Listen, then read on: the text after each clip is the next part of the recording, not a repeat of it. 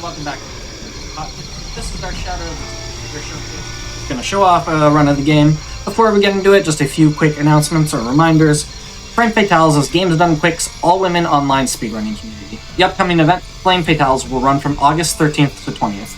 The schedule is now out over at gamesonthequick.com/schedule. You can check it out there. And if you want to submit a prize for the event, you can use !FF in Twitch chat to submit your prizes. The last day to submit prizes is going to be August. Also, Games Done Quick is hiring. If you have experience in website design and development and would like to help overhaul our website, or if you have experience in social media creation and want to help out at our live events, be sure to check out gamesdonequick.com/jobs to apply. With all that said, I'll hand it over to the runner in commentary and let them introduce themselves. Hello, everyone. Some of you may recognize me. I am Satori, runner of the Reboot Tomb Raiders, Horizon Zero Dawn, The Chant, Stray, a whole mess of things. Joining me on comms, I have Kira, a fellow runner of the game. Kira? Hi.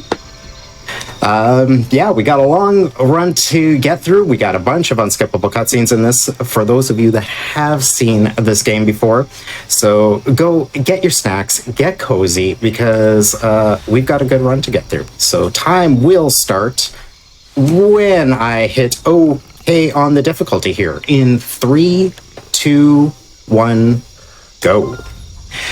So we're going to start off with the cinematic, just kind of in medias res intro to the game. So we'll have a little chat. We are doing a glitchless run of the game. Those of you that may have been around for Lara's birthday back in February, when I showed this off for Time Capsule, may have seen some crazy out-of-bounds stuff. Well, as it turns out, we had some more discussions of some other skips for the potential of the category, and we circled back as the speedrunning community to the discussion of might be time for a category split. So you're going to see none of those crazy out-of-bounds today. We're just going for a much more traditional glitchless run. Doesn't mean we don't have some crazy skips. There's some crazy platforming stuff we can do in this run, but there's not going to be any crazy out-of-bounds stuff. That is now in a new major glitches category that kind of is a nice little middle ground between the traditional glitched any percent and glitchless, where we can traverse out of bounds, but not actually use any airwalking or forcible clipping through walls in that category, which I am a runner of as well, and I have been grinding that category recently. But tonight, it's all about the glitchless. So we get a bunch of drama from Lara here. I think I had another point there, but you know, we'll let Lara just show off all her drama right now.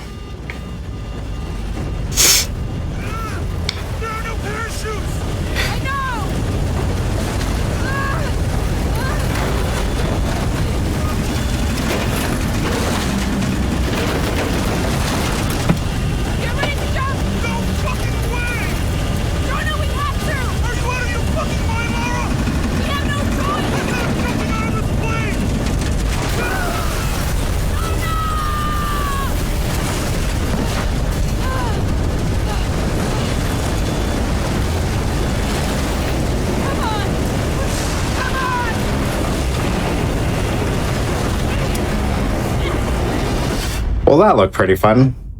How did Lara get into that situation? Well, we're probably not going to find that out for about another 23 minutes. First, we got 2 days earlier.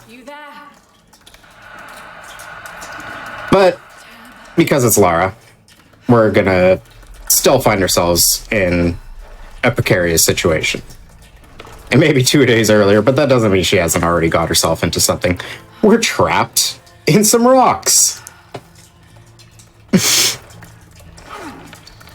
So we get a little bit of a quick tutorial on some platforming coming up here. Nothing too crazy. Couple quick cutscene skips here. Little real intense hold forward section here. And then, yeah, we get our first little bit of platforming. bit of a safety net tutorial. There is an overhang on it, which gets reintroduced as a mechanic midway through the game. The overhang here, though, you can't jump off of, you can't drop off of. Like, completely handhold tutorial on platforming. Unlike the others in the game, you can't fall off of it. You can fall off the wall, but you can't fall off the overhang up there. They're protecting something. So here we got our first little bit of speed tech that we use is quick jumping off the walls. So basically attaching to the wall and jumping immediately. A lot faster than her standard climbing animation. We should look into it.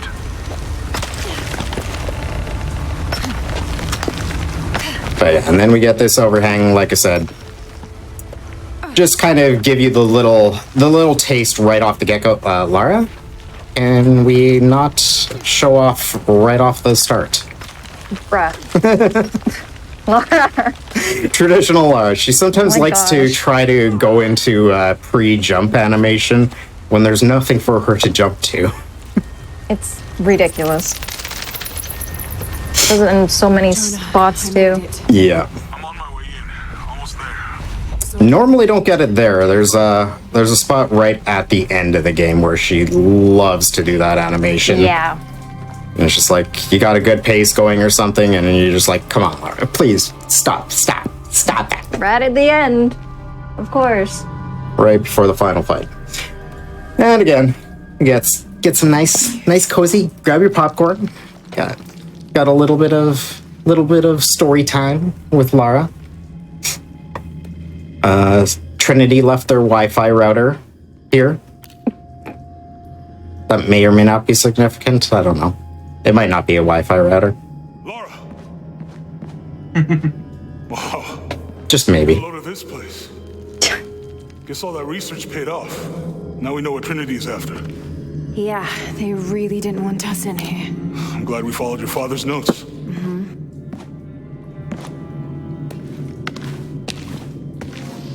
I saw what Traditional Lara fashion. She's just focused on the objective and nothing else. I'm fine.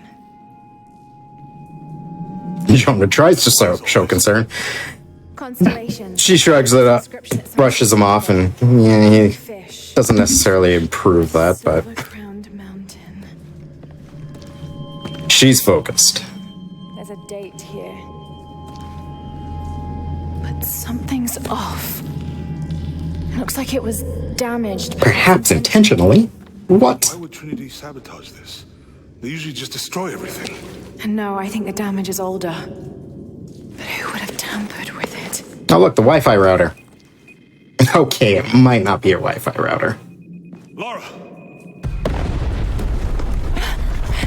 You gotta And of course, everything goes haywire. But Lara needs to take a selfie first.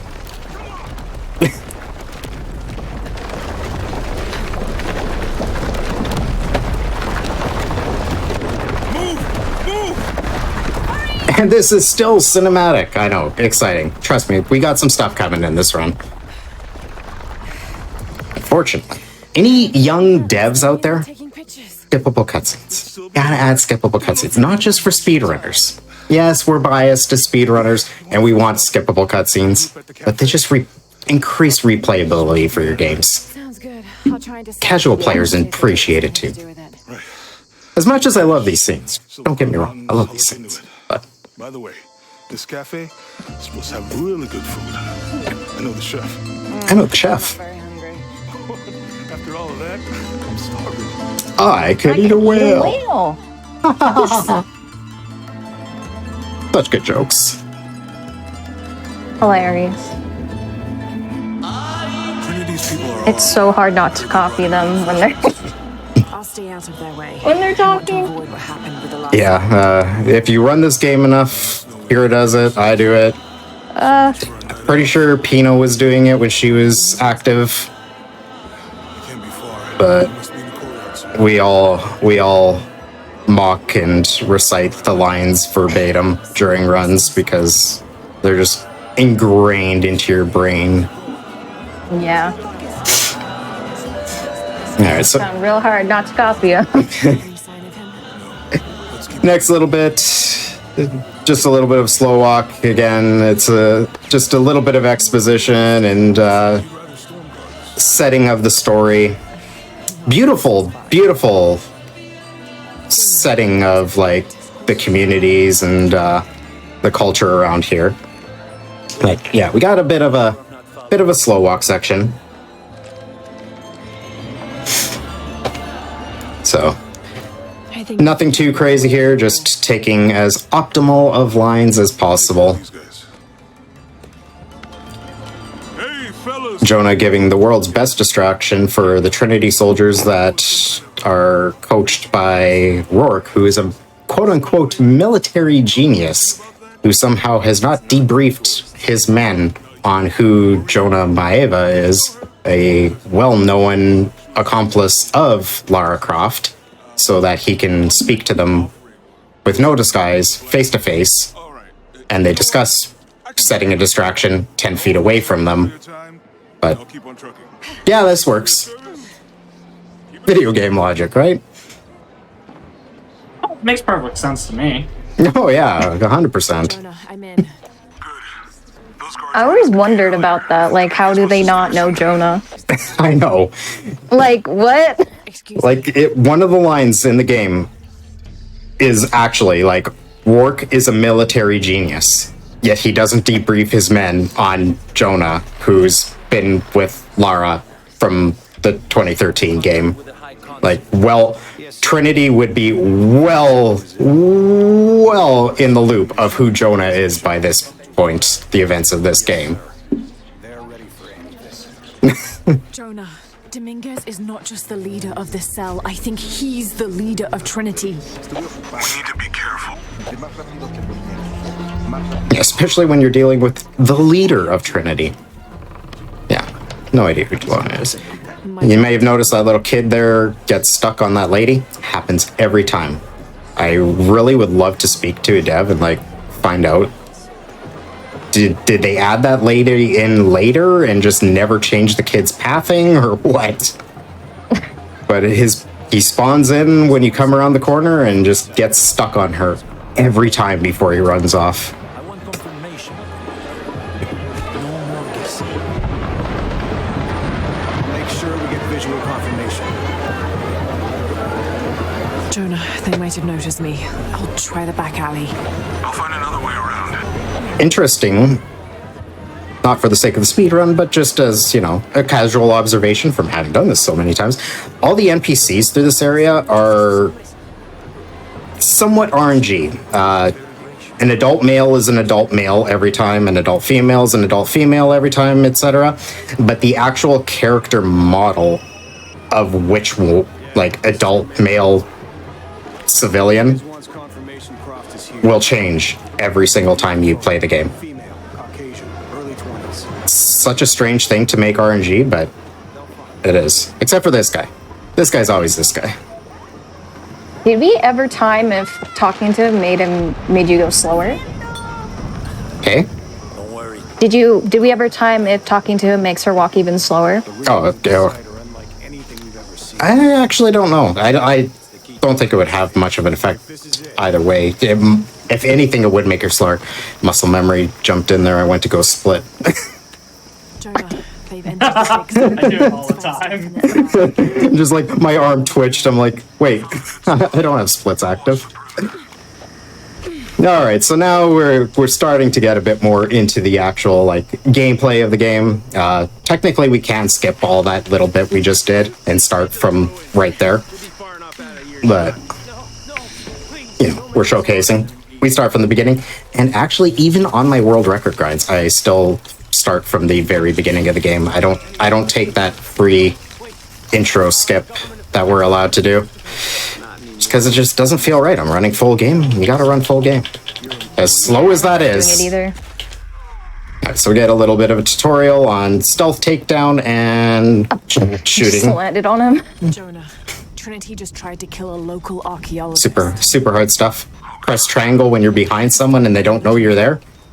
And then, you know, basic aiming and shooting in a third-person shooter. Oof. Crazy tutorials. I know this figure. All right. You should. Got to make my way down. Okay, this should work. Whenever possible, we'll drop as early as possible because the ropes are a little slow. And here we get our first little bit of platforming skips. This one saves all of like 3 seconds. And Lara's gonna show off that she can't throw her grapple for me. Of course. Of course.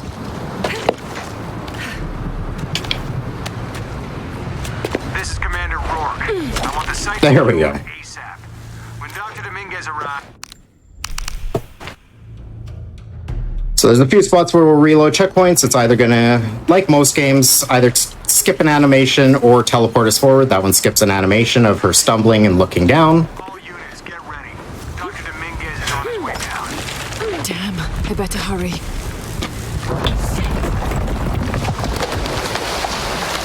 On everything but the hardest difficulty in this game, I see that question in chat. I dropped way too early. Everything but the hardest difficulty has regenerative health. All units, get ready. The hardest difficulty, you actually have to heal. Damn, I better hurry. You can heal on any other difficulty for a faster heal, but you'll still regenerate health. The hardest difficulty, you'll regenerate health outside of combat, but when you're in a combat situation, you have to heal. This is it. Jonah. All right, so we're off to a great start as I have issues with the first 2 skips.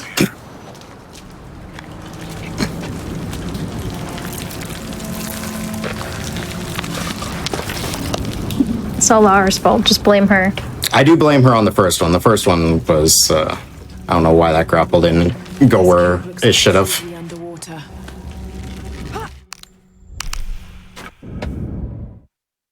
That second one, I legit dropped off way too early. No. You blame Lara. Rats! What is this place?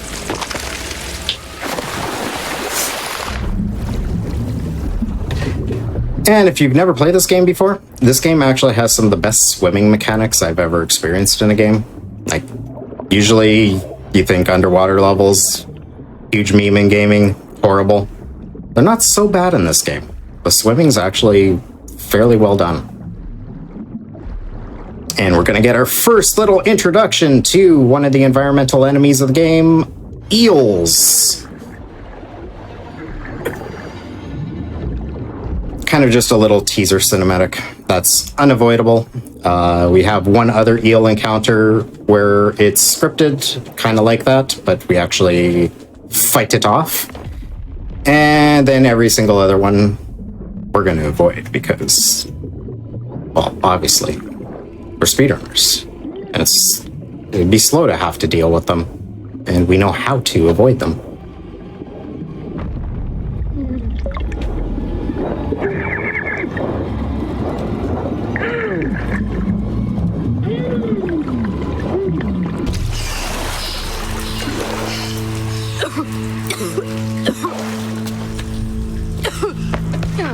I really wish there was a checkpoint here so we could avoid this animation, but thankfully it's not too terribly long.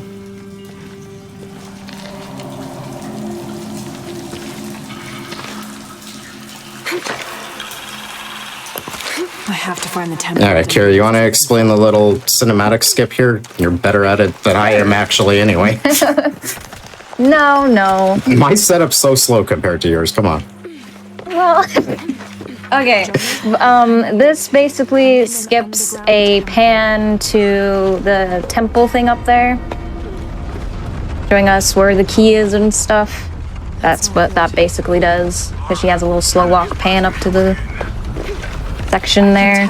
It's causing tremors. Yeah, you're kind of trapped. The game just does not let you really move other than a very slow walk forward. Slow walk.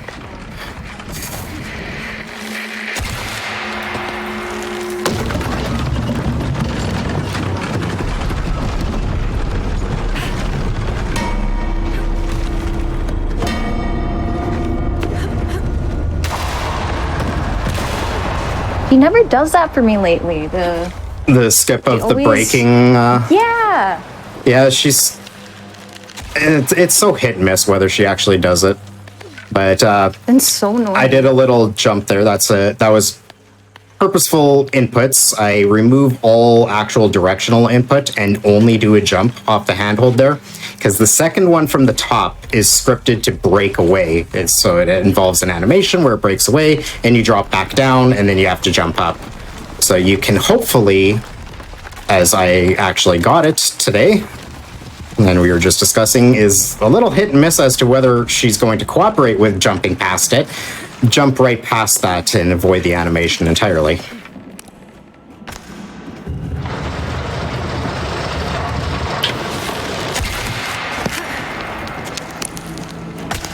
Short little environmental puzzle here, which is a theme of all three of these games. There's some really good ones in Shadow.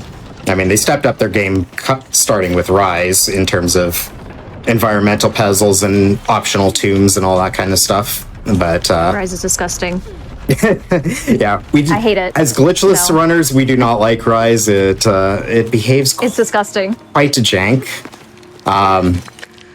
But in terms of the actual game design, the environmental puzzles and tombs definitely were a step up in Rise from 2013's. 2013's tombs were a little lackluster. It was basically one thing. If you figured out the one thing, you solved the tomb in like 20 seconds. Really? You don't remember any of the tombs for 2013? I couldn't play 2013. Oh yeah, I remember I had to. I remember you had some issues with some flashing in that one. Yeah, the tombs in 2013, they're very simple. They're very simple. Basically, how we freed up the cart there, that would have been almost a solution for a tomb in 2013. That's how simple the tombs were. Wow. Yeah, some of them were really, Dang. really simple. All right, we're going to do a little regional checkpoint here. It's going to teleport me forward and also avoid the rest of the sliding animation. And also ensure that all three of those guys are in a nice straight line for those shots. Operation Blackout is complete. No Have to be quick. Site is secure. All right, we got a nice stealth section here, but you know, what's stealth?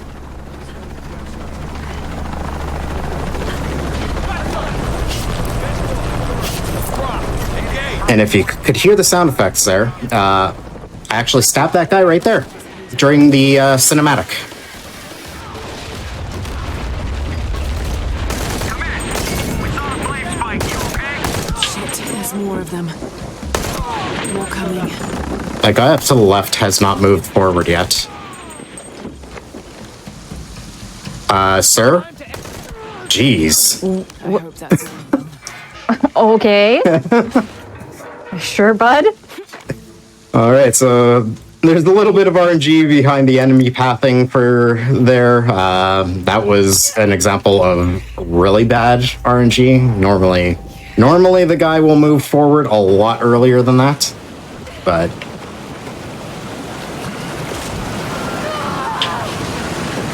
and now we get, you know, more dramatic sections. This is all because Lara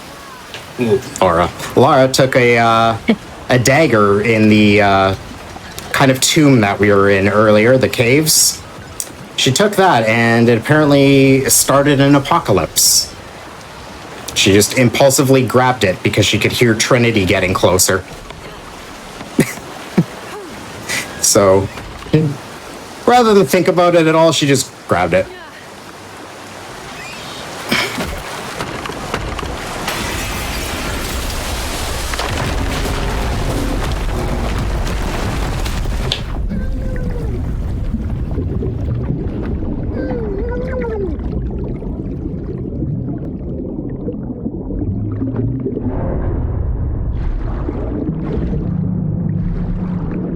Cannot resist the shiny.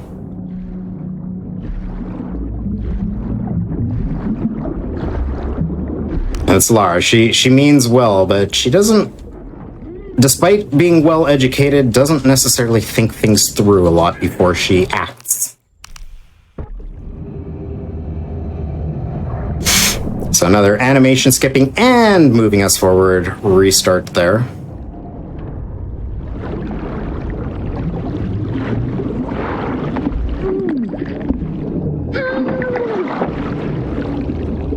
How terrifying would this be, hoping you though? get the bananas. I mean, there was some bananas in the store when we were swimming through there. True, true. There always is at least a couple kicking around there.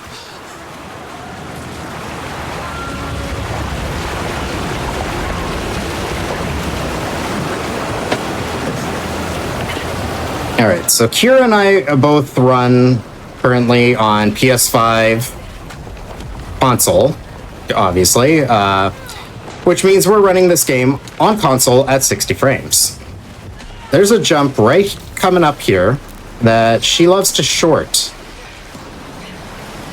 There we go. So she still came very short to the edge of that roof there. Yeah. There's a chance where she'll be a little too short and just kind of stumble a bit and then fall to her death. And that's only a thing on console at 60 frames. If you're on console at 30 frames, she lands like a good 2 feet, 3 feet further down that roof. PC, pretty much on any frame rate, same thing. She lands a good 2 or 3 feet further down the roof. It's only console at 60 frames. No idea why. So we have. Does it hate us console players? We have ways to kind of angle her to try to increase our odds of not having that happen, but it's always just like one of those little tense moments of like, I don't want to have to reset right here. please make the jump. Yeah, even I almost just split too. Oh my gosh. Here, you want the control? Yeah. All right, so another skippable cutscene. This plane may look a little familiar. Wonder what's going to happen at the end of this cutscene. Surely nothing bad. I'm sure nothing bad. It looks very sturdy. We're looking for a volcano. Exactly. Very sturdy. The crown of silver is probably a band of clouds. Again, Lara being very focused on the objective. I just can't get those people back there out of my head. Jonah showing a bit more humanity and empathy, though.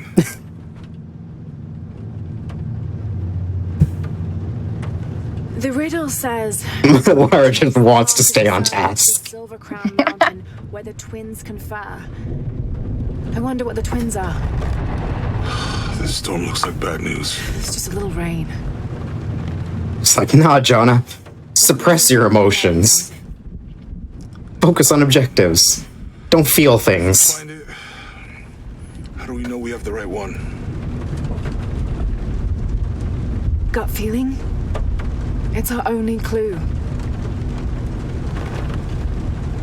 The mural says there'll be more disasters. I love how. The best way we can help them is to put a stop How do we to know? land Gut feeling.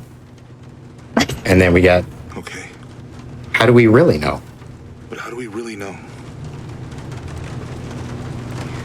Jonah, what I felt when I took the dagger. She pretty much just says gut feeling again, but with more words. It felt like I woke something up. I know that it's not practical. I know that it's hard to believe, but you need to trust me.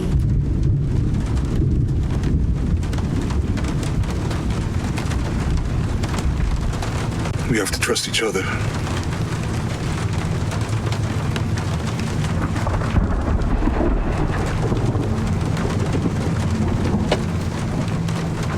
Hey, I might have something over here. Really?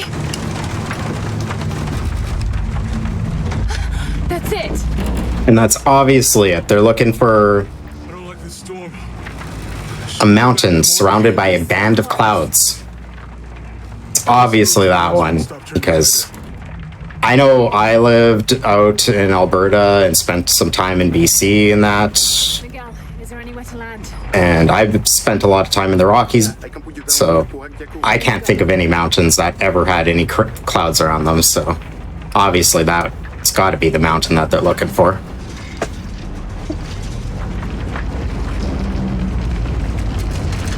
Contact! 100%. Uh-oh. No, Miguel! Miguel!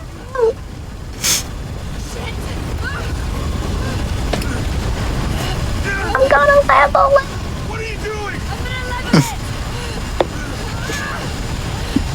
Hey, we already saw this. Did I restart the run?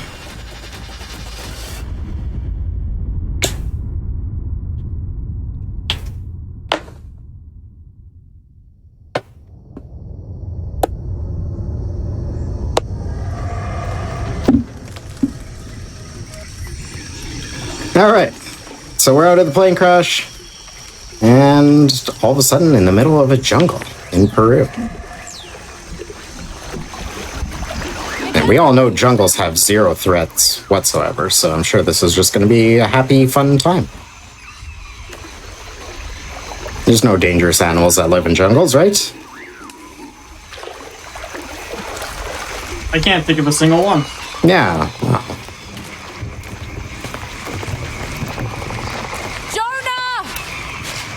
Can anyone hear me? so we're stuck in a slow walk at the beginning, and we will be able to start jumping soon. There we go. Where are they? I have to find them.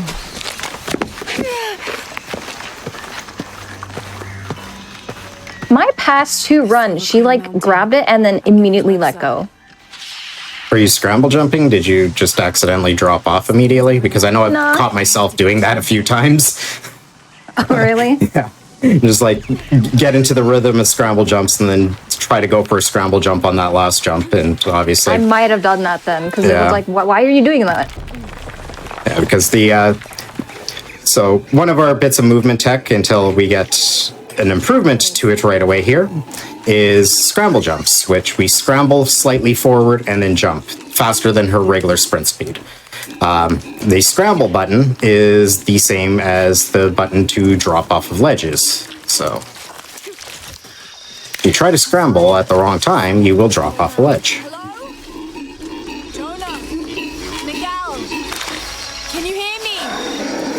Where are you? Part of the plane landed. Hey, we found part of the plane. My gear is in that car. And some of her gear's up there. Scrap from the wreck.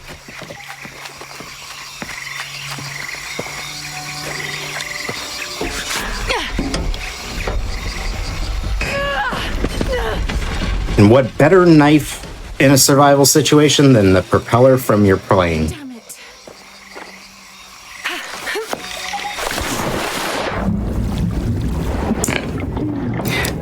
Nice little dive there. You can get some optimal movement like that if you dive in and hold back immediately and start spamming the interact prompt for the propeller. You can actually hit it before the prompt actually ever appears and just start the animation as soon as you break the surface of the water. All right. The game wants to give us a bit of a upgrade tutorial here with this knife. So we need 3 boxes of salvage.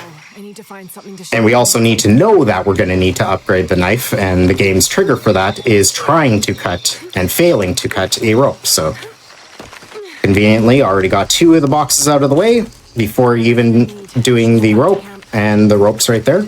Now we can go to the fire I didn't know the storm would hit so hard. and go through that tutorial. Now that that's done, we are actually going to make our first couple skill purchases here. We're going to get Raposa's Drop, which is going to give us our movement speed, Cayman's speed, and Owl's Meal, which we'll explain shortly, and I'm also going to set up for more purchases later. So the big thing we got out of there, I hate this cutscene, there we go, is Raposa's Drop, which, as you saw, she rolled out of the jump there. So this is now going to be the majority of our movement tech, is being able to roll out of every single jump we do, no matter what the height, and it's just infinitely fast. Not infinitely faster, that's way over exaggeration, hyperbole. But much faster than her regular sprint speed.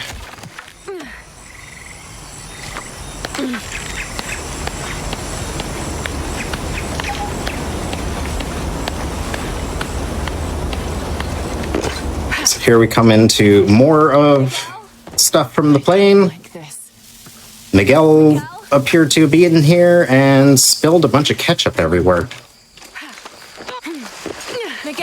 Lost a shoe too. Yeah. I mean, I know when I'm having ketchup, I get really excited and take my shoes off. Hey, look, a kitty. God. I'm sure that and all the red ketchup are not related whatsoever.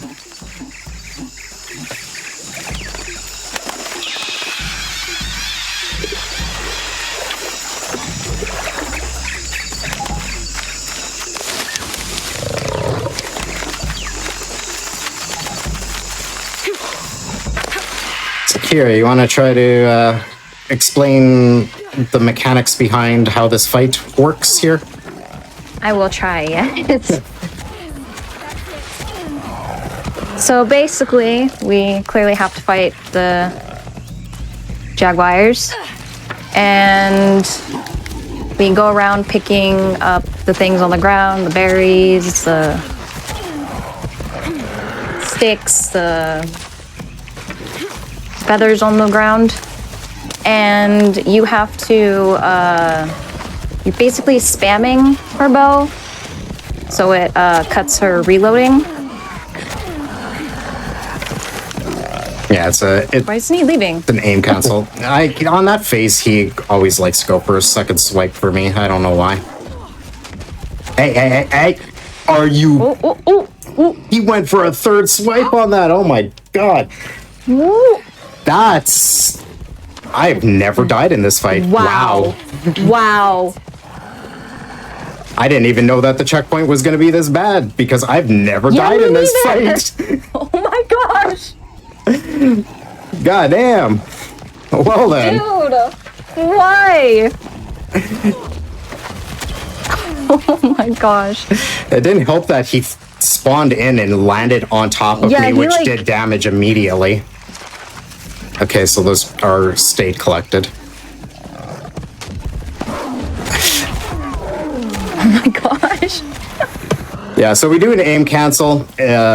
Basically, we aim because if you normally fire an arrow, you see she's got a long animation of pulling out another arrow. Oh, I forgot what that looked like. So we do a quick aim cancel. Just allows us to fire that next shot as fast as possible. All right then. Well, that was something. Yeah, that was. Well, now we know if you die there, you have to do it again. So yeah, if you got the GDQ bingo card, you may as well chalk that up for a never seen that before. That's part of the wreckage. It counts. Wasn't as crazy as a typical never seen that before, but yeah, that counts. You can count that as a never seen that before. That was ridiculous.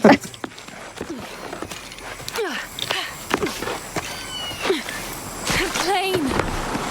Jonah, are you there?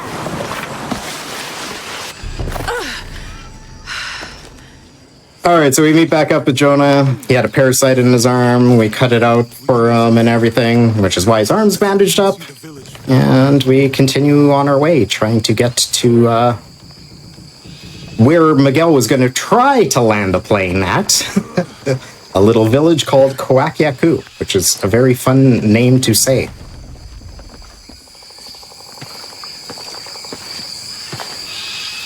I'm glad you stayed at the crash site. Well, if you were out there, I wanted you to be able to find me. You sure this is... Yeah, as we got interrupted by that little death there.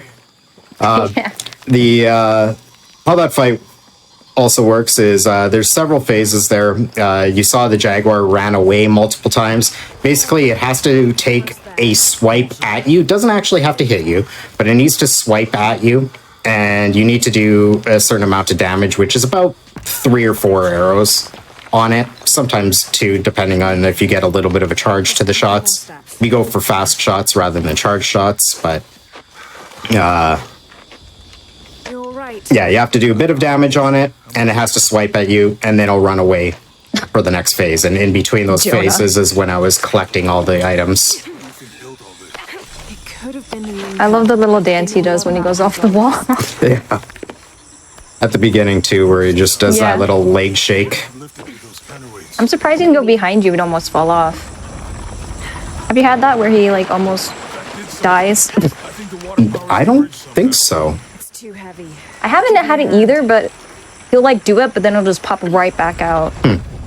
Oh yeah, I suppose he's not script. There's no animation for that, so it just magnetizes him back to place. So you'll notice I'm not going to do anything here other than just make Lara do a little dance. We have to push this wheel twice. The first time triggers it of like, oh, it's leaking. There's more to this puzzle than just pushing this. So then we push it a second time. And we do the more to this puzzle that there is of going down here. And Okay, Jonah, you can let go. Get across.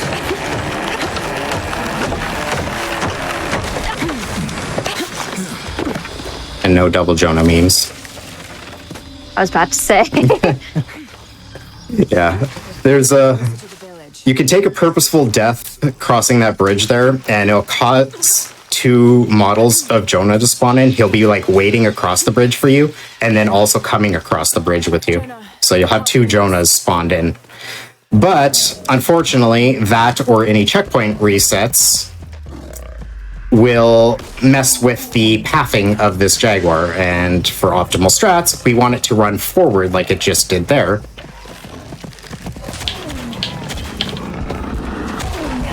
I shouldn't have went for that shot. You're not going to run, though. Okay, good.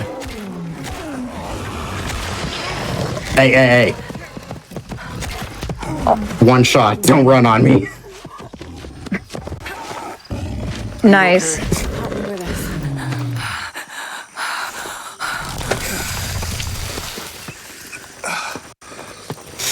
So yeah, if you reset a checkpoint or die just before that, the Jaguar will actually, instead of running forward like it just did and coming straight at us to start the fight, it'll actually just run off to the side and go hide in the grass to start the fight, which obviously is going to be much slower than just being able to spam it immediately with shots. The adventurer should not dally any longer. In a minute, Dad!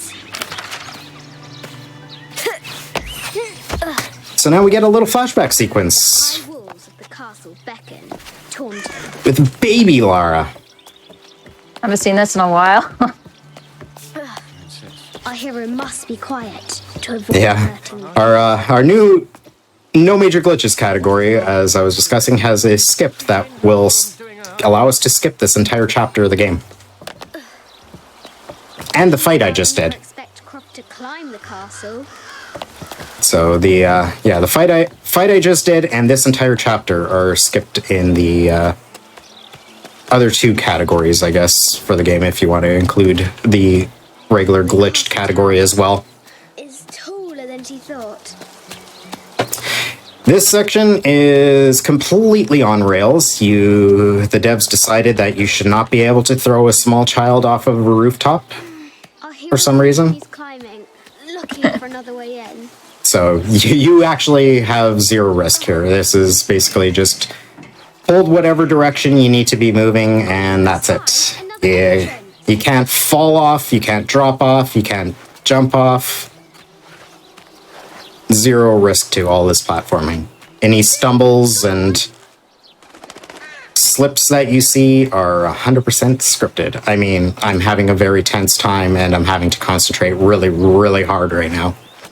This is crazy high-skilled speed tech right now. Danger, and pushes it from her mind.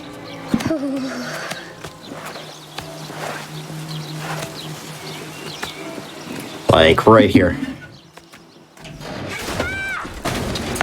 Whew, I grabbed that just in time. Sweating here.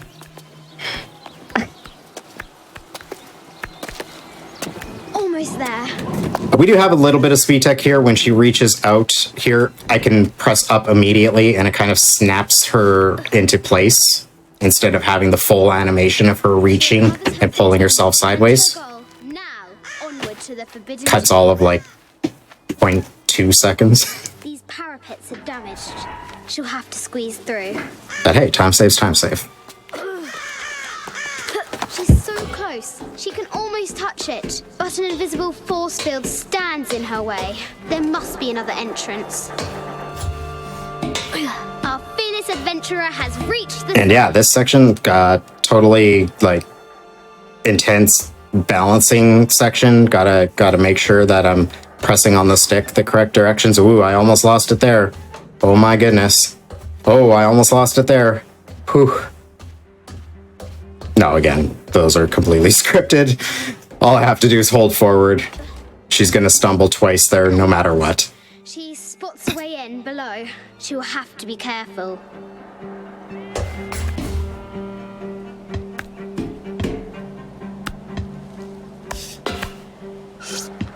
Why do I do these stupid things? And I'm gonna ruin this game for you all right now. Watch Lara's ponytail and how much her hair matches the rest of her head. You'll never not be able to look at it. I was about to bring that up. All right, so halfway through this fall, we get a checkpoint, so I'm going to reload that checkpoint. It's just going to skip the animation of the rest of her fall and picking herself up, and allow me to just run straight to the door immediately. All right, so we got a little puzzle. Just got to move a couple guys out of the way. Don't even have to do it fully, just as long as they're out of the center. They'll get shoved out of the way by the pieces that we need in place. We need these two shield guys in the front corners.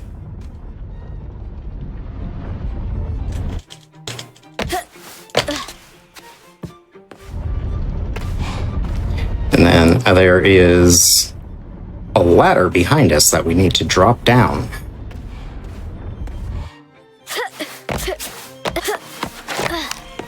So we skipped the cinematic, but there's a little poem and stuff telling us at 30 north and 90 east. With light, unlock her love's release. With light, unlock her love's release. It worked. Which allows us to get a ladder to go to the upper level. Croft has entered the forbidden mezzanine. I haven't seen some of these artifacts before.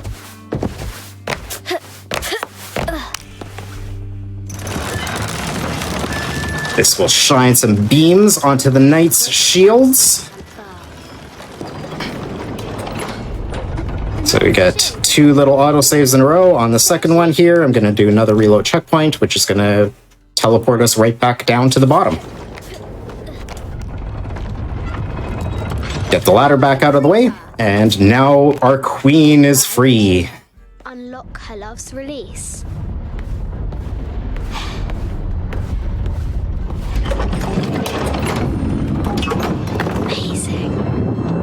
Amazing. And more cutscene time. Pounding, our hero crosses the threshold into the unknown. These are Mum's things. And we get some, not just game story time, but we get some genuine story time here. The bats. The path Was dark and is guarded by bats. The Red Knight. The White Queen regarded him with a curious smile and said, "Bats? I'm not afraid of bats. I'm not afraid of anything."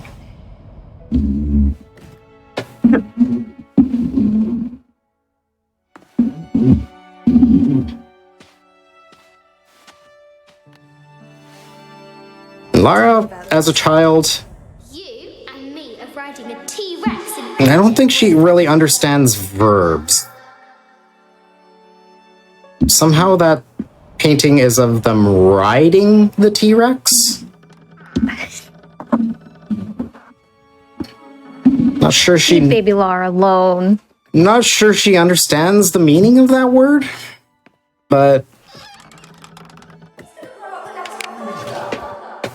Be back in 1 month, I promise. Yes, how many times I've heard you're going to be back in 1 month? Amelia, this is very, very important. I cannot abandon my responsibilities just on the verge. You are always on the verge. Your obsession is destroying this family. Obsession. I'm obsessed. You are missing a daughter's childhood because you're always in some tomb on the other side of the world. Can't you be happy with what you have? Oh, for goodness sake, you don't have to deal with it! Dad? Please, for goodness sake, you've got to understand, this is probably the most important one I've arrived at. Well, okay, what do? I have to... Dad? Dad! Our dads have been working really, really hard. You saw he was on the phone when we were climbing up the outside of the manor. Had a really, really busy work day, and now he just needs a little nap. Please, Dad.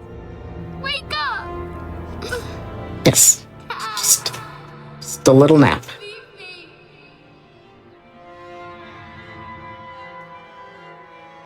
At least we're not running this on a special day. There's nothing special about today. The last 2 times I have shown this game off for a marathon or any kind of showcase or something, one was on Lara's birthday. And the time prior to that landed on Father's Day.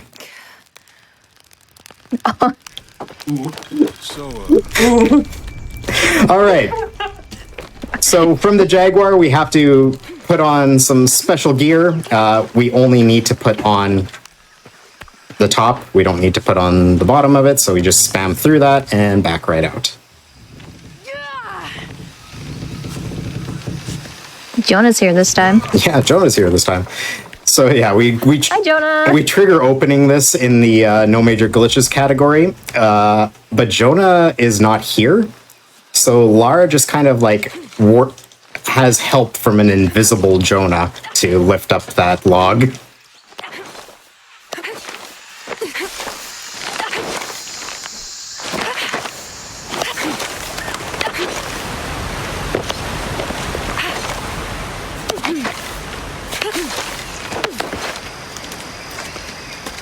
There's a... Let's check it out. Oh, I got garbage RNG. Wow.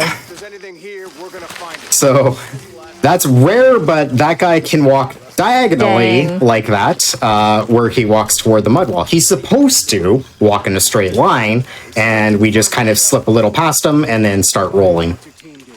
But yeah, if he kind of cuts diagonal like that, we're forced to either restart the checkpoint or just go through the kill animation on him. And going through the kill animation on him is pretty much the same speed, so we go through the kill animation on him. If we move it, we'll lose it. We're gonna have to reinforce the bridge. It'll be tough to find something to brace against. Why didn't you test the bridge like I told you? Oh, I'm pretty sure we did test the bridge first. Fuck off. I'm not covering for you. Maybe we can pull it out. Okay, maybe. What do you think about that? We can take them. All right. All right. Cinematic, and then we've got some crazy stealth here on these guys. And by that I mean we're gonna go out super, super early here. At about now, and just spam the button. And that allows us to still perform a stealth takedown face to face. Because somehow that's enough that he doesn't notice. And this guy you can just kind of get right on top of. He's scripted to come up here no matter what, so... Alright, let's do a reload checkpoint here. Hopefully the teleport to Abby works this time. Didn't last night on my stream. Yeah. I don't know.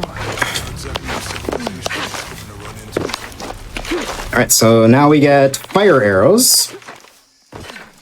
So we get all the gear given to us by the game, craft them, and wow, we can burn barriers with fire arrows. How cool. Neat. Could be anything. A pair of monuments or mountains or streams. I see people down there. Alright. I'll let you. Teleport. Yeah, you got There it. we go. Yeah. So yeah, the reload checkpoint I did there in glitchless we use to force that teleport to happen. There's a couple little setups we do before that, by as well not picking up any oil until we actually have the game's intended tutorial there. You can get oil earlier, than that in the game. But if you do get it earlier than that, that teleport will tend not to work. So I avoid doing certain pickups earlier. And then also do that reload checkpoint when after that stealth takedown stuff. Here we're going to get the pistol suppressor. It's just going to help us out with a couple strats later. Jonah, I found Incan ruins, but I think the foundation of the temple is Not 100%. And for back there though, when she usually says I see people down there, that's when you usually know that you have the cutscene. At least that's what happens for me every time. I've never actually paid attention to any tell for that. To be perfectly honest. Yeah, that's how I tell. Yeah, I just once it teleports me or I have to start moving forward. That's really the only way I know. Hey, interesting. a lot bigger on the outside. What'd you do? Jonah, look. Good to know. See, I learned something today. Despite 900 hours in the game. The twins come Yeah. together. Yeah, no Watch major. it not work now. In no major glitches, that teleport happens no matter what. Just because with how the game's broken there, like it just works every time. You don't have to do anything to influence it to happen. Breaking it. That teleport saves about 5 seconds, by the way. So normally you have to finish walking down the hill there all the way to the bar. But because that teleport, after the camera pans to it, it just automatically teleports to the cutscene at the bar. Together before following the path of the living. It's been tampered with. Like that thing in Mexico. This must lead to the next clue. Go. I'll stay here. See what else I can find. Sounds good.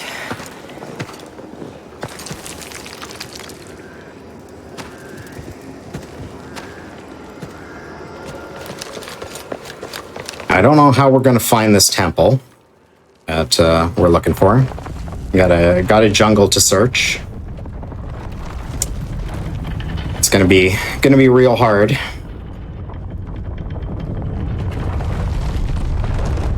The twins. Life and death. Jonah, I found the temple. Oh, look, there it is.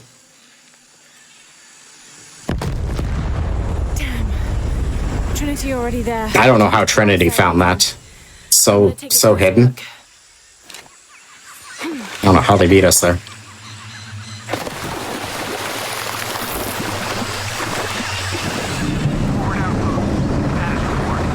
Forgot this section existed a little bit.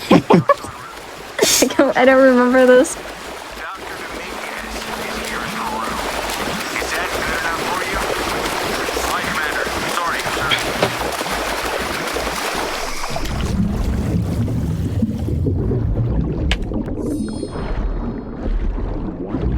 So yeah, we got a bunch of stealth combat here that we're totally going to do. Much stealth. Look at all that stealth.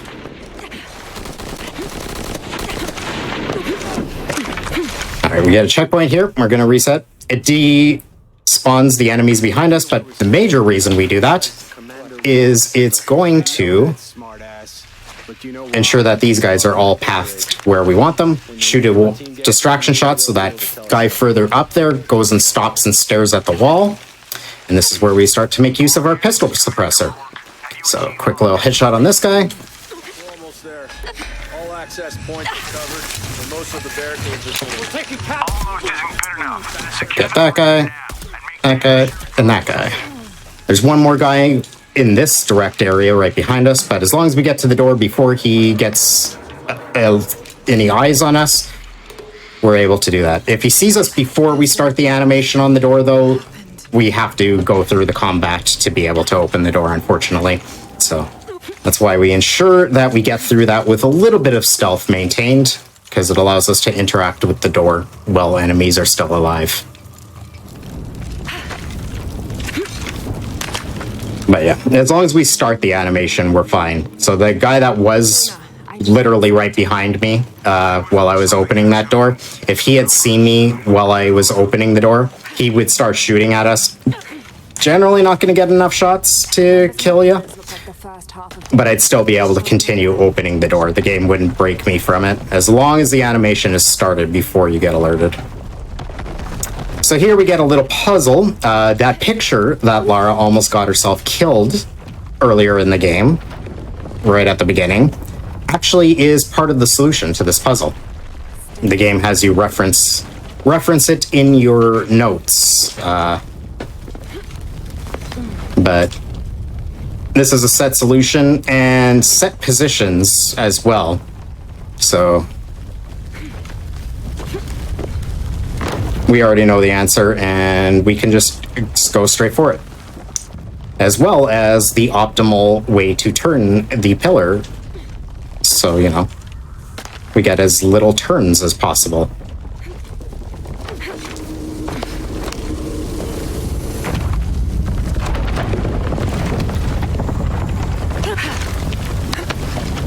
These are all zeros pretty much all the way down. In case you were wondering what these are. And the hockey puck looking symbols here, they are a 0.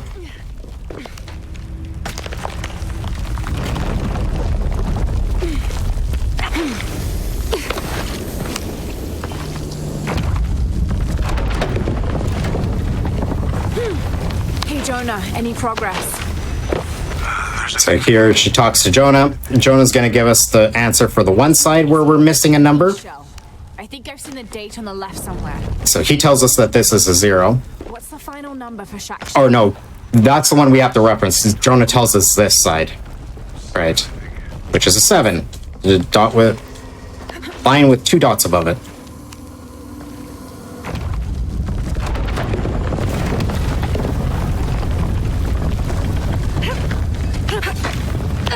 That's it. So we avoid taking the stairs there because it allows us to have full movement here, which normally the game forces you into a slow walk after that cutscene. Yeah, I'm heading back. Good. I think you're gonna like this.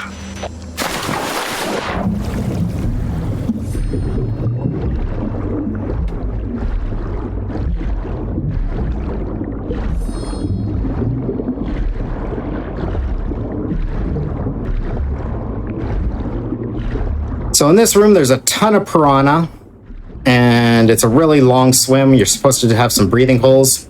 We're going to avoid most of the piranha by just staying perimeter. Here, we're going to reload checkpoint. This is going to do 2 things for us. It gives us back full breath, so we don't have to go to the breathing hole, and it also ensures there's piranha that swim around this corner. That piranha are going to always be in the same spot after we reload that checkpoint, which is conveniently on the opposite side of the little pillar there. So there's no risk of them spotting us. Whereas when you enter the area organically, there can be a little bit of RNG as to where their positioning is. And that allows us to do the rest of this swim in one breath. Lara will act like she's gonna run out of oxygen, but we make the surface well before she actually will have any problems.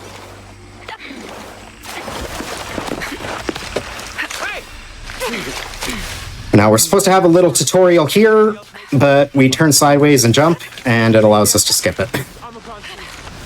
Simple as that. Okay, Lara, grab the ledge. Can avoid that animation, but she just decided to magnetize on it. Where's our backup? Reinforcements are en route. Then tell them to hurry, goddammit! Another big stealth area where we're supposed to kill all the enemies before being able to proceed. Consideration. They hit us. All of the enemies. Every single enemy in this area. Yep. So we get rid of one guy who's directly in our path because he would obviously see us. And then once we throw the bottle at the guy up top, he would be a risk of seeing us, but he's going to die from the Molotov that we crafted. Just kill them. And then everyone else just gets distracted looking at him, and as long as no one knows where you are, you actually can climb out early. He's being hunted by some kind of creature. What? It made hissing sounds and moved so fast. Lara, that sounds like... So we were wanting to do break every hour or so. I know what I saw. Around that, yeah. Okay, so we got a cutscene coming up right here. That would probably be a good spot because I would imagine we are a little over an hour at the moment. We are around that. So right now, Yeah, we're at an hour 4. Right now, yeah. Sure, yeah. We like to take breaks during these long runs just so everybody can get up, stretch, get some water. So we'll be back in just a few minutes here with more of the run.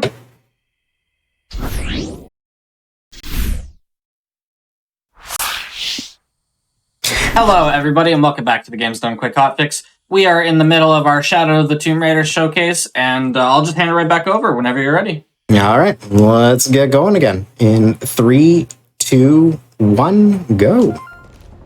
Have you been down there? So we got a short little cinematic here. This one's not too long. Beginning the trials section. So apparently this is one of the trials. The first 2 trials really aren't much of a trial. This one just happens in a cinematic. There it is. Wow. Tough. I may know another way. Lara was the only one that passed. Go ahead, meet you. Jonah and Abby failed. Sticks be too strong for them. So we completed that trial.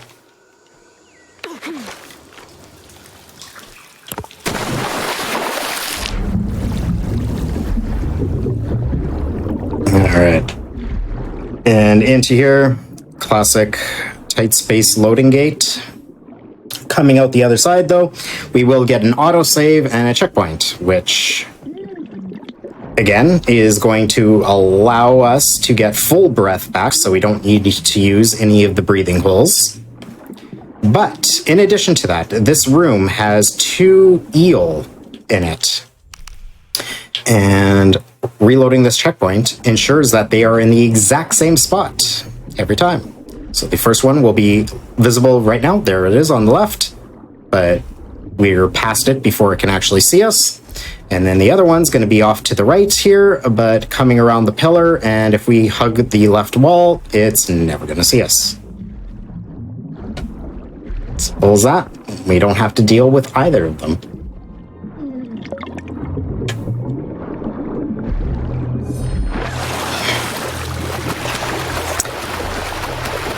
And Kira. I'm not gonna make you. I'm not gonna make you to try to explain this one. This is one of Kira's favorite skips of the run, by the way. Hate it. It picks favorites. I'm just saying. I'm saying. So position myself there. No, okay. I jump out at the apex of her jump. I'll throw the grapple, and before she starts to lose height, after throwing the grapple, I turn her toward the wall, which should force the grapple to attach to the wall there, and allow her to swing in with enough height on the rope that she's not going to hit the handholds that we used to get across that wall. Normally, you're supposed to go. Once we got to the top there, behind us, there was like a little passage, and there's this whole like little thing that okay, that's didn't trigger. I thought that was going to trigger for a second. Thanks, Lara. This whole little passage that you're supposed to go around and there's a little bit of an overhang in the middle of the room off the ceiling that you grapple to and swing. Yeah. So that's about 20 second save on that skip. And It picks favorites. And another saying. little skip right there, that Lara, that saves about 30 seconds. Just turn and jump there. But doing that, the game has death planes. The death plane carries over from the previous area because we skipped a bunch of stuff. So we just do a reload checkpoint once we get a checkpoint on the outside of the wall there to get rid of the death plane. Otherwise, the jump I made immediately after there would have been an auto death on Lara, just because she would have hit a death plane. The game would have thought she had fallen from a great height, so it just would have auto killed her, even though we were fine.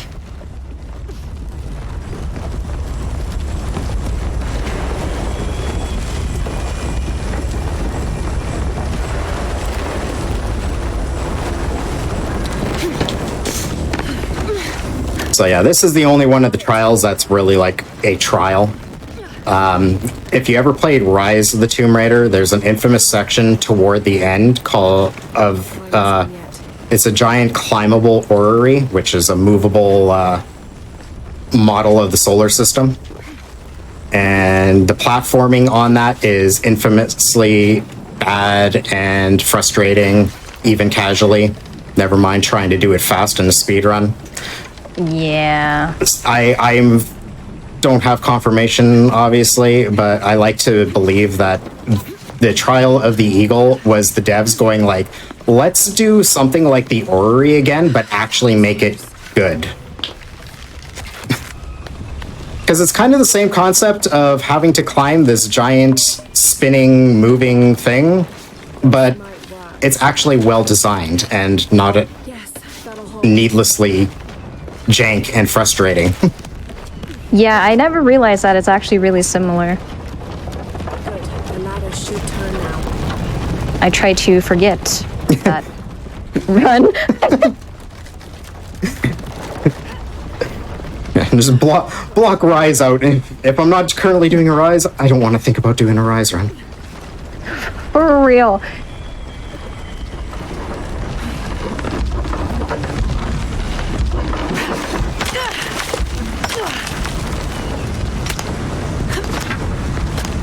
So yeah, we have a couple little platforming skips in here. Nothing too crazy other than that first one when we got in here.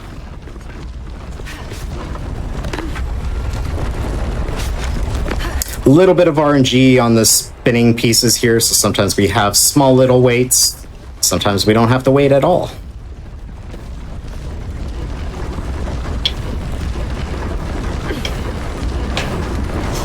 Another reload checkpoint. As soon as she touches here, we don't even have to fully grab it. As long as she touches it, we get a checkpoint, which is going to do two things. It's going to put us right near the wall to repel, and it's also going to ensure that this ladder is spinning right into place, so we don't have to wait at all for it.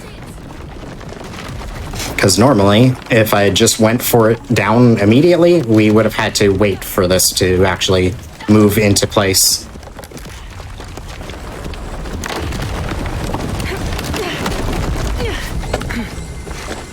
Jonah, I'm past the Eagle trial. I must be closing in on the hidden city.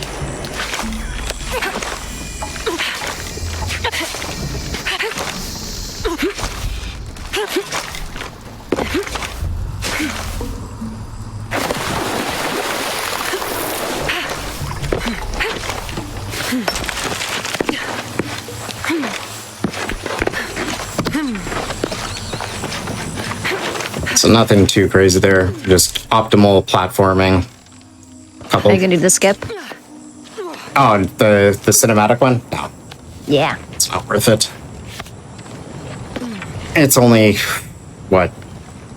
If you get it on a fast setup, like a 9-second time save. First try on a fast setup. It's like 9 seconds. Yeah, this little radio conversation, camera pan, and subsequent slow walk can be skipped. You can skip the trigger for it.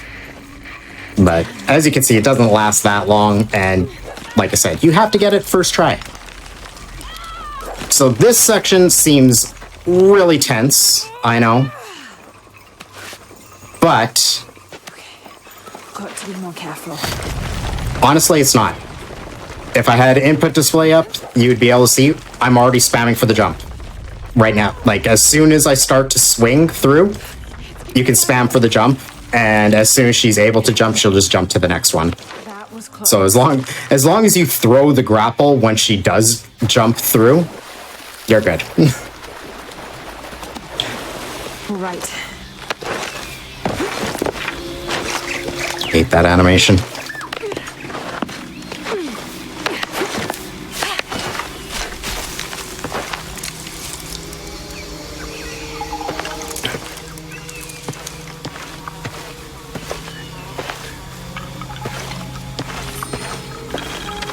Jonah, I may have found it. The hidden... Small little slow walk, and then I can move here. Kira, you want to explain Etsley cutscene skip?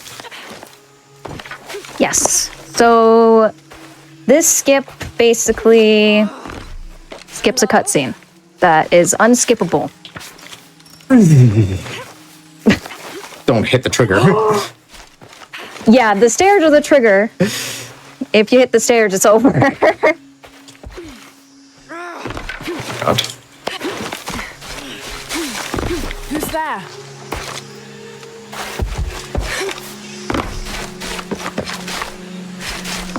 Is that? Oh my God, Lara. Don't stop it. Stop it. Don't give me flashbacks from February. Come on, Lara. I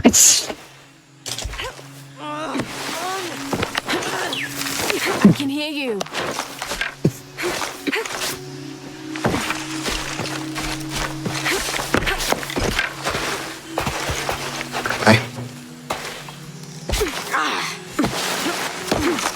Keep bumping the rock.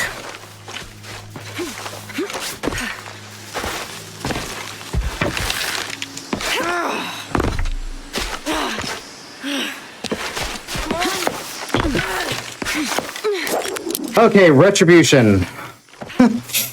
Nice. That looked incredibly difficult. Nice. Yeah, that one took a long while to learn. In runs, I can normally get it a lot faster than that. When we did this on Time Capsule for Lara's birthday in February, I struggled with that skip. And after struggling with it for about 4 minutes, I thought I had it. And I ended up hitting the cutscene trigger somehow anyway. And we had to watch the 3.5 minute cutscene that followed. That's a brutal cutscene. This skip is hard. Stupid stairs. Can you answer? Yeah, so there's a few challenging parts to that. Off the little overhang that I was jumping onto, we have to do a scramble jump to get enough distance to get around the wall. To get her up into that little, I don't know, cove, cubby area there. Which I kept hitting the rocks and falling off. Because, yeah, you have to try and get enough distance out from the wall to get around the rocks, but you need to be close enough that you can wrap her back in to land inside. So that's hard part number 1. Yeah. Hard part number 2 is you need to run forward at an angle to jump to that root of that tree. The platform that you're running off of, the actual collision of it ends earlier than the texture of it is. So the last step, you can potentially just clip through and slip down. So I did not have enough height there. No, I couldn't salvage that. I wasn't low enough. I thought I was low enough. Fault. Right. That's me trying to explain what happened there. But yeah, so hard part number 2, making sure you get that jump. Hard part number 3, landing on that tree root, which has not the greatest hitbox. You slip off of it really easy, which is why I aimed when I landed on it. It kind of stops her forward momentum a bit. So you have to land on top of that tree root. After that, you should be good, which is where I thought I was in February. I thought I was good. Because, yeah, from there, it's just a little jump forward past the actual cutscene trigger on the stairs. And, Lara, I'll take a step forward. Okay, good. Got it. Another little skip there. Yeah, so that cutscene skip, definitely, it takes some work to learn, and yeah, it's not the easiest one to execute. But the skip I just did there, it's not too bad. Okay, take it slow. However, it is a little nerve-wracking. The checkpoint for it, the little crawl hole that we came through to get into this area, the checkpoint is just before that. So, obviously, if I fail the skip right there, we would go back to that spot. But, because we did that skip, we miss a trigger in this area. So it skips a bit of platforming, which already inherently makes it a skip and worth it. But in addition to that, it skips a trigger, which has a nice little unintended side effect of there's a puzzle, sort of, a little wood barrier that we have to burn coming up. That's not going to spawn in. So we don't have to do that, which saves us a few seconds. But another thing that happens from skipping the trigger from that skip is none of the checkpoints in this section work. So remember that spot I told you about a little while back, which is probably now a good 40 seconds back from where we are? Yeah, that's my last checkpoint. Oh. And that is going to remain my last checkpoint for a little while here. So we got a few more jumps coming up here. That's still going to be my last checkpoint. So there's a jump to an overhang coming up right here. If I fall on this, that's my last checkpoint. Found another serpent with a silver eye. I must be getting close. You? Talking tattoos with Uchu. Tattoos? Yeah, you saw Uno Rogers, right? He has a heron in the clip. You got another one. So this is the barrier that doesn't spawn in. I don't think so. So yay, time save. Oh look, the game's trying to tell me I got a checkpoint. Yeah, that doesn't exist. Another drop here. Still way back there. That's my last checkpoint. So if at any point through this area, if I had died, we'd be going all the way back there. That's pretty far. Yeah. Yeah, it really sucks when you're on pace, too. This is a nice little easy puzzle. Starts in set positions every time, so we know exactly how to do it.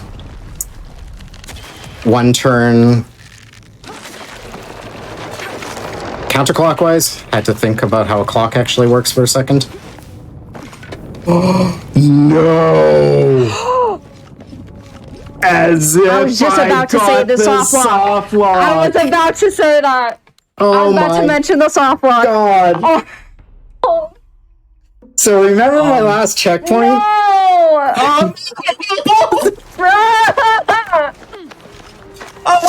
Yikes!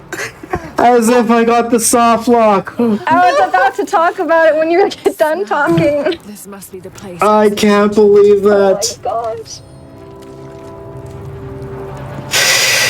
Oh, the pain. Steady. That's so unfortunate. Ouch. Lara, face the correct way, please. Thank you.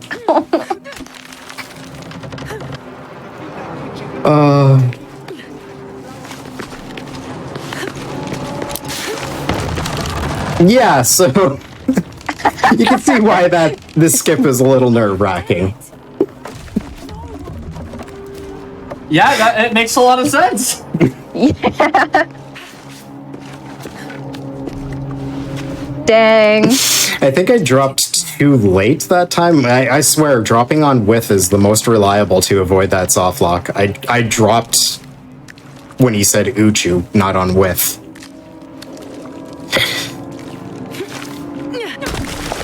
I'm standing by. So when I did that puzzle, finished turning the last thing. I pulled a lever.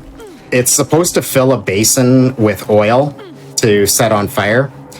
The soft lock, the sound effects play, but the oil never actually fills it, so you have nothing to burn down the barrier with. So, yeah, that's what the soft lock was.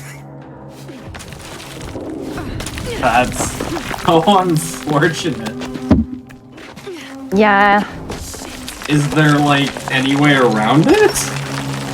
Nope. Just Nope. Just to, reset. Just to restart. Yep.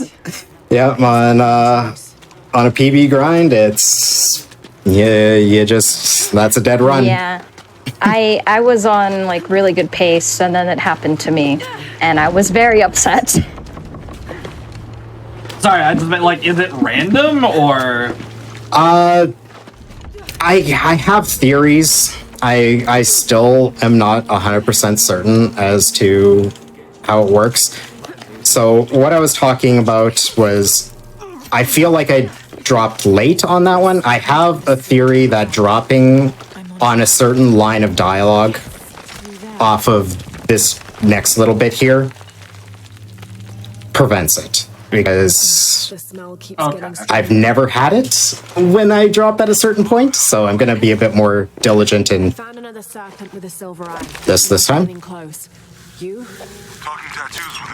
I dropped I early. should really pay attention to the dialogue. I dropped a little early on that one, but hopefully we're good. I don't think so. So yeah, Jonah has a line there, talking tattoos with Uchu.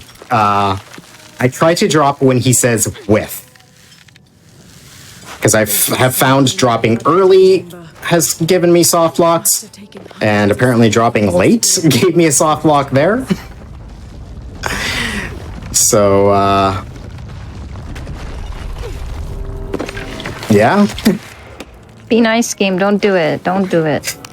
If it happens again, I'm gonna not do the skip because I'm not risking a third. Yeah. All right, moment of truth. We pull the lever. All right, come on, come on. And we should see this basin up here filling with oil. There we go. That's what we want. Oh my gosh, dude. Yeah. So I'm still saying my theory's correct. With is the safest point to drop.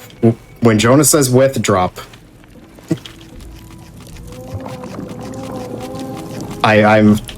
It has not failed me. Dropping on with has not failed me yet. Yeah, I should probably pay attention to what they're saying too and drop there so I don't get a soft block.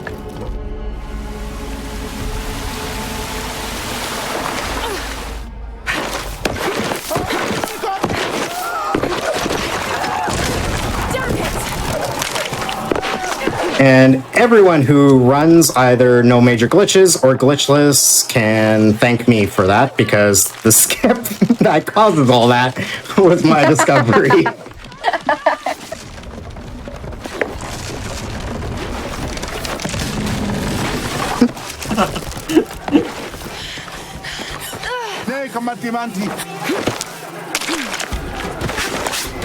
Fun fact, I like to say this all the time, but if you reset checkpoint, you'll be in an loop of death. Like, you'll just be stuck in a loop of death. I've never tried reset checkpoint there. I've never tried to reset checkpoint during any of that. Interesting. Yeah, when I was looking for checkpoints, like where we could restart and blah blah blah and all that, I was like, yeah, I know. I'm just gonna do this here, see what happens. And then I just got in a loop of death and I couldn't do anything. I had to start all over again. Huh. Oh no. Yeah. Yeah. I never thought to take the time to test any of those.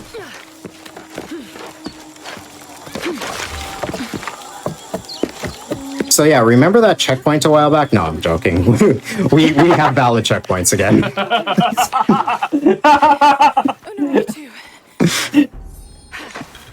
In an hour from now, you'll be like, so you remember that checkpoint? Yeah, we have to do the rest of the game deathless. That would be unfortunate. Jonah, I think I'm close to the mine entrance. Uju says it's at the edge of the mountain. He sent a rebel ahead to open it. Thanks. So yeah, this might be a glitchless run, but these games are still a little broken, and we got some wild stuff for glitchless.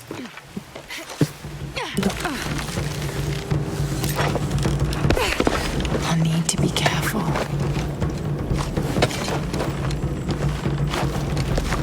As soon as she starts to move forward, I can jump and avoid the slow vaulting animations here.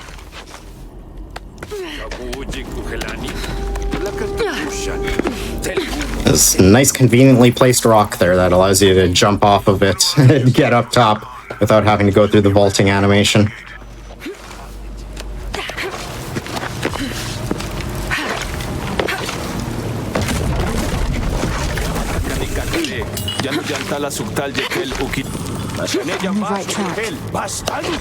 I can skip that guy. These two guys, you can throw a smoke to distract them, but it's such a precise throw. It doesn't take long to kill them. I much prefer going through the strat of just killing those two guys.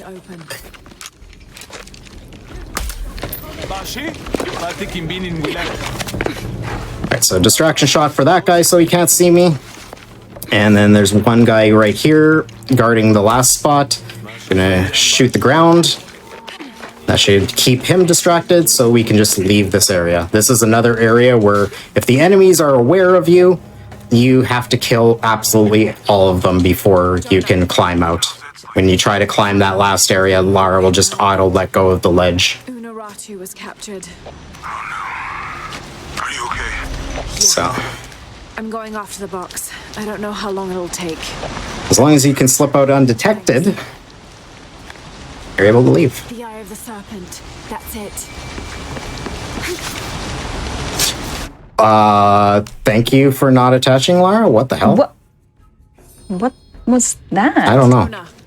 Why did she what? Fine. I don't know. I was spamming the button. I have no idea why she didn't pull her axes out. She just bumped the wall and dropped. I don't know how long it'll take. Do what you have to. Thanks. And you guys got to witness one of the fun things that can happen with this game is on a checkpoint. It almost happened again. What? I have no idea. Dude. I have no idea. Lara, stop! What is happening? She does that. You freak. She does that on me when I return to PB attempts tomorrow, I swear.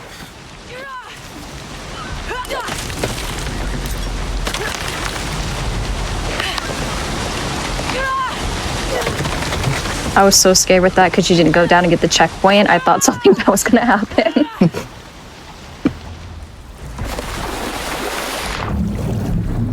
Who needs checkpoints? Haven't I proved that? Right? Right? So yeah, the skip I just did there, the game's intent is you're supposed to go further down on the wall and rappel down and do a wall run and swing and oh, I forgot my lights were on the timer. Oh. Hey, look, I got a small cinematic. I might be able to fix this fast. There we go.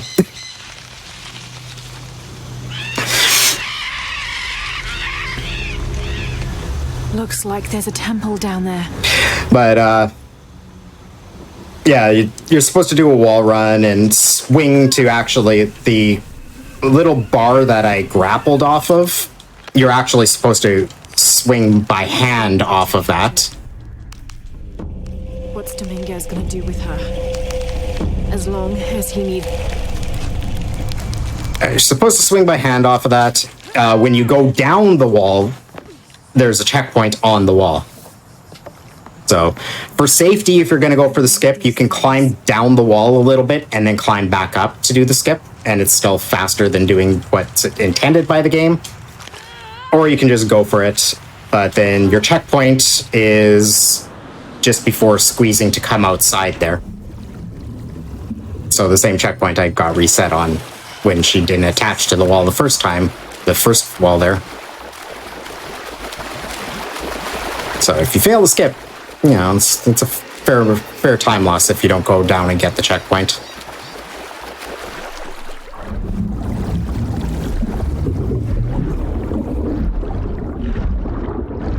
So at that last fire, I got one skill just because it gets... You have to buy an adjacent skill to get what I wanted. What I wanted was a special ammo type for the bow called Viper's Lure that will come into play later. We'll discuss that later. But basically, it's like a poisonous gas proximity mine arrow. Easiest way. I mean, I guess that's an accurate description, not just easiest way to describe it. It's an accurate description. Are you gonna do the skip here too, or? You know what? Let's go for it. Heck yeah! Let's go for it. I mean, on Lara's birthday for Time Capsule, I got this first try. And we got a first try here. Hey! Nice. Good job. That's one I don't go for in PB attempts. The checkpoints before the first jump I made just prior to that. So it's not the best checkpoint, and it would only save time. It's a 15-second time save versus the alternate skip we have there. So it's one of those, you get it first try or you're not saving time.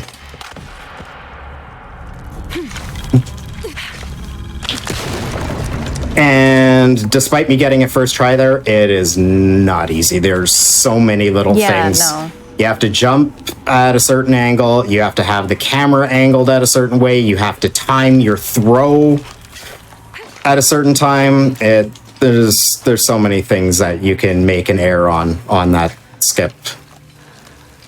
That yeah, it's not something I go for in PB attempts. It's only 15 seconds, and we have a very reliable skip that I could have done just after it that still saves, I think it's about 35, 40 seconds versus what the game's intended route is.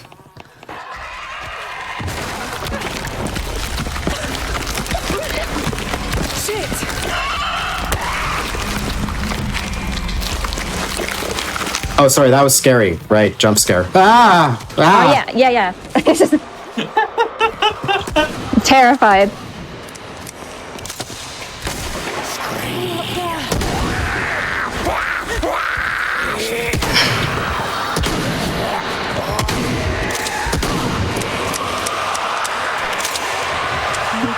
So this fight has pretty set spawns and really nice flow to it. So, as you see, I'm anticipating all the enemies.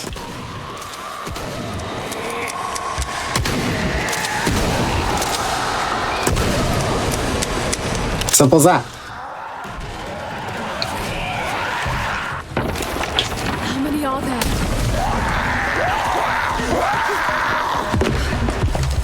Time to move. One of my favorite fights in the game, just because it's got such nice flow. Consistent spawns, and it's just, I don't know. I like fights that have nice rhythm like that.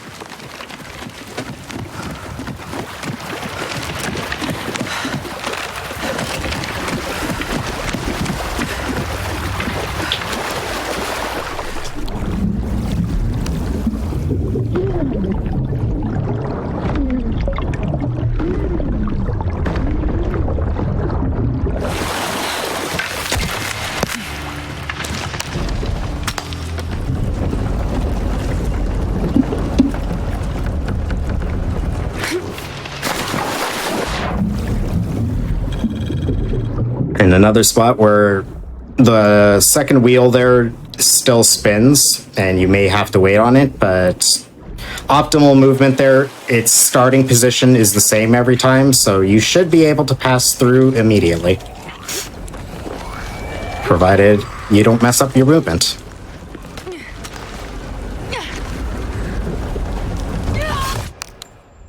And I'm gonna mess up that jump.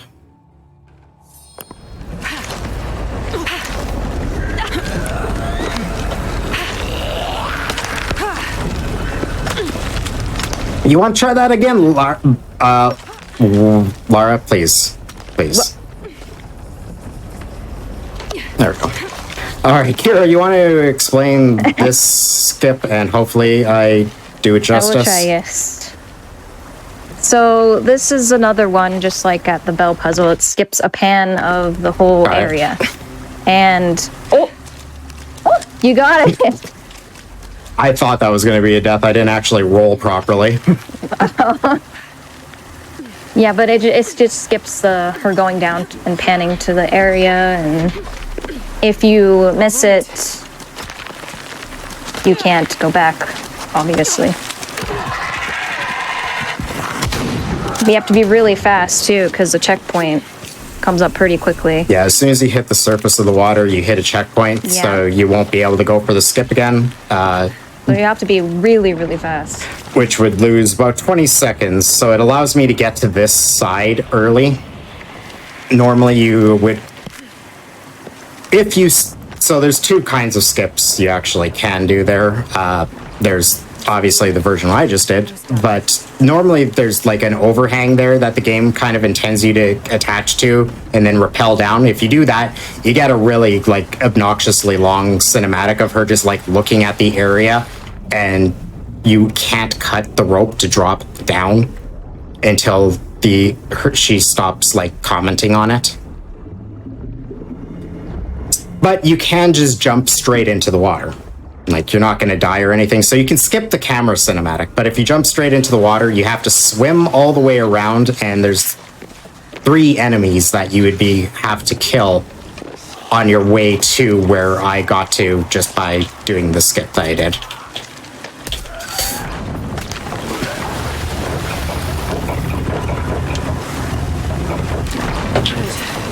So did you know to fill a tub or anything, you just need to turn the water on for 1 second and it will fill all the way up?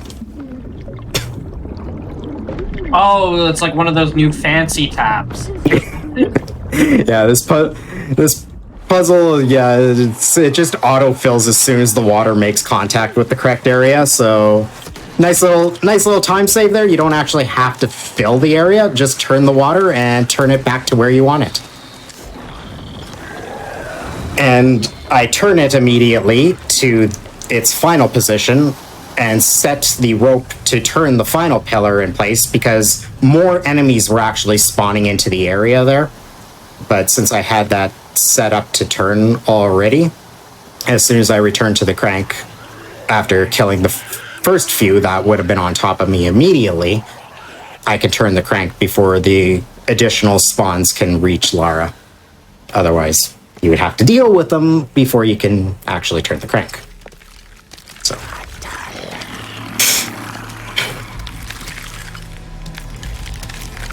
Now we get my favorite character model in the entire game. They just did such a good job with her design. Yeah, they really did. Look at her. Isn't that badass? Yeah, that's really good. Just love it so much. They didn't enter. Unfortunately, this is a late stream would be ending for me now. So I don't think I have any of my people to spam that emote, but I do have an emote of her.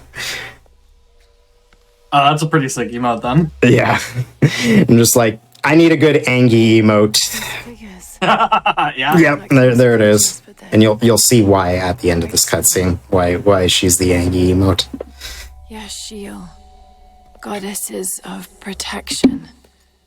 You know, we get a little bit of a mid-game lore dump here.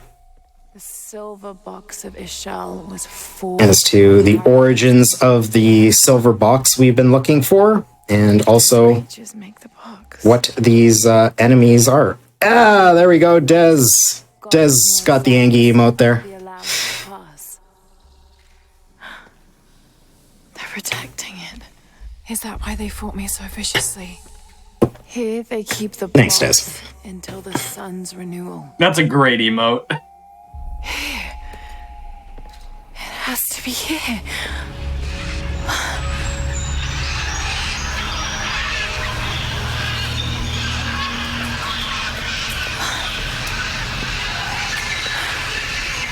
All right, so we got in here and find the silver box. Like the tattoos on Inaratu's arm. Oh, where's Where's the box? Oops. It's missing. Have you ever had her just randomly fall off and die up ahead when she's running away? Or running away? Randomly? No. But here we go. Because it's happened to me twice, where she'll just give up. Yeah, I don't think I've ever had that. Don't show off, Laura. Don't do it. Yeah, watch it happen. Just because we said it doesn't mean you can do it. Attempt it just like I did with talking about the checkpoints. Yeah.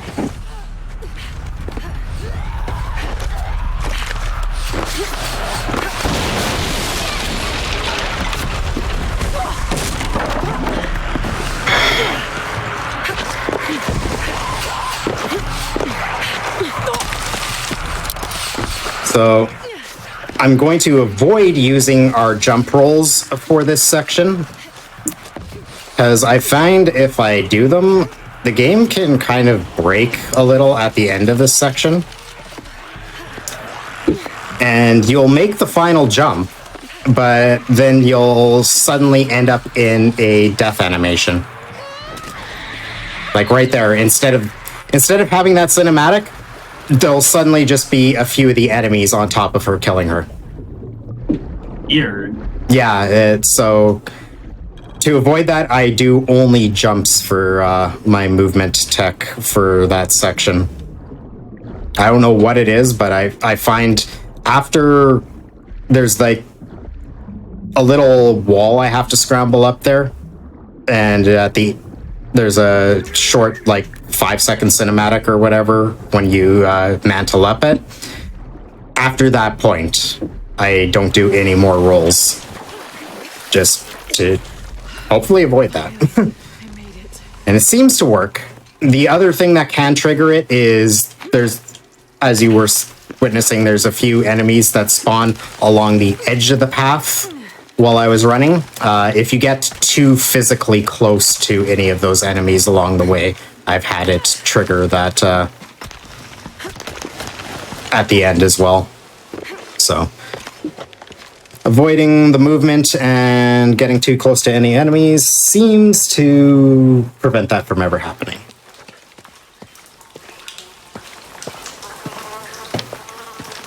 All right, so this is where we get the overhead climbing gear. So the overhang that we got tutorialized at the beginning of the game, hey, we can climb on them again. Because up until this point, after the intro, we would not be able to climb these.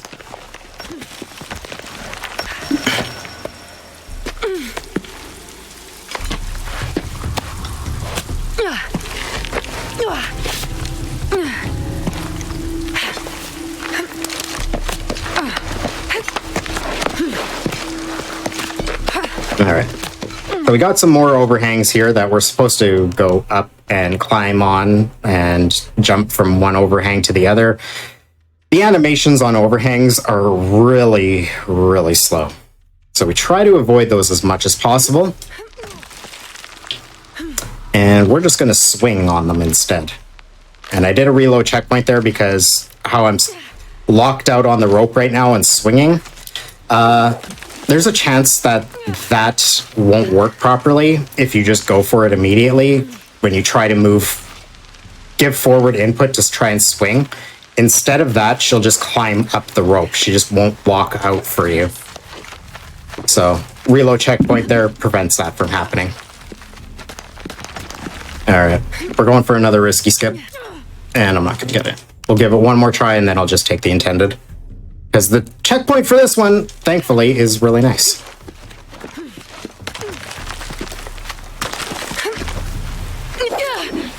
Okay. February, we got that first try.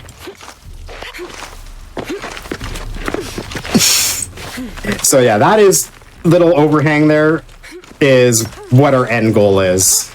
And you can see by what I was going for there, we can avoid all of this climbing right here, which on a first try is about a 40-second time save. But it's another one that it's not easy to hit. I was actually trying to find a different skip when I found that one.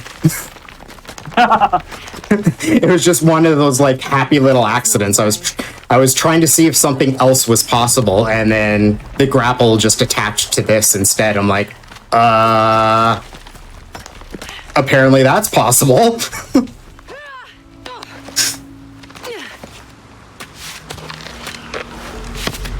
It's always nice when you just like find stuff like that. It's like, oh, okay, sure. Yeah, it's like not what I intended. That was like infinitely better than what I was trying to find. What I was trying to find would have only been like a 5-second time save.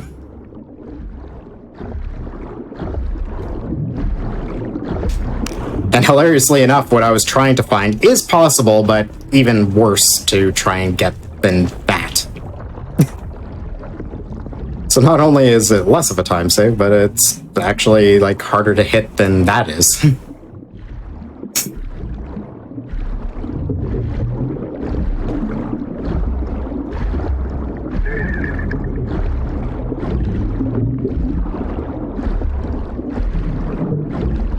Another long swim.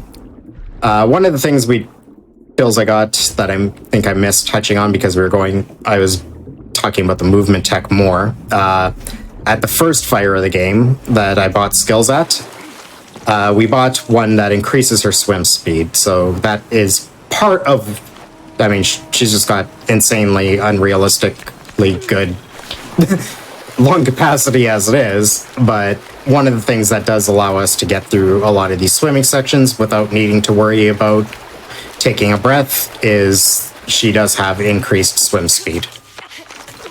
So a lot of these long swimming sections we can get through it in one breath because of that.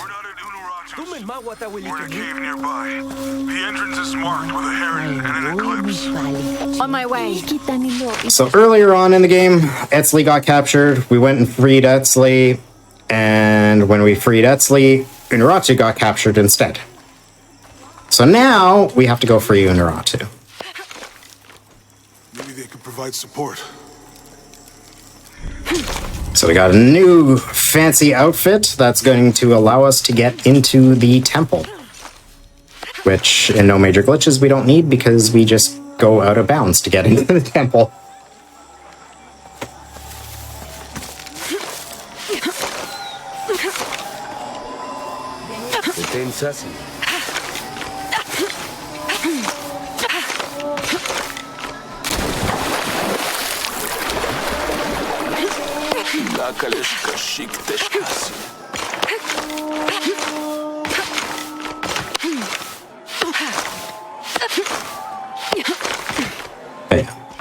So normally all these guards would stop us, but because we have this outfit, they allow us in. All these fallen soldiers, far more rebels than cultists.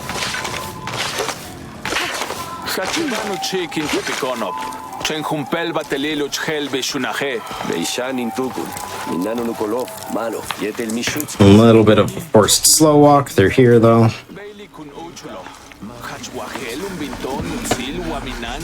It's actually kind of fun. This guy will just like stand there not knowing what to do with the body he's moving. If you get into the temple out of bounds and then come down here. Because you missed the trigger for his animations to actually hit. Really? I've never got in here before when I've glitched it out. Yeah. If you come back down here, he just kind of like stands and plays. He has an idle animation, but he just stands there holding the guy. Like, just not knowing what to do. I'm gonna have to do that. I want to see that. Lara, your serpent guard disguise is good. I discovered the passphrase. So there's a beetle right in front of me. You may have noticed me grab a couple other beetles. These allow us to craft the poison arrows that I was mentioning earlier.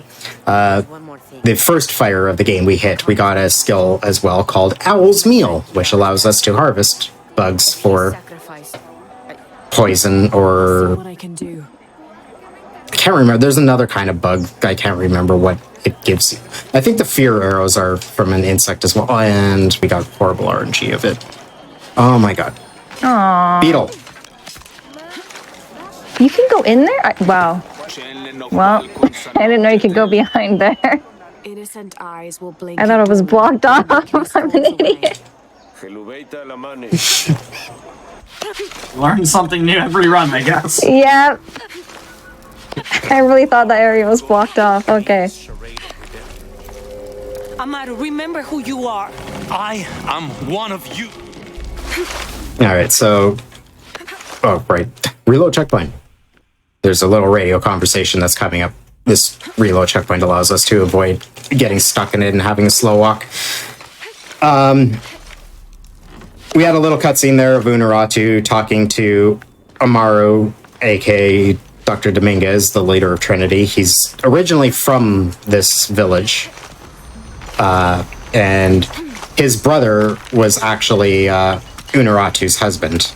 So they have a little bit of an argument there about stuff.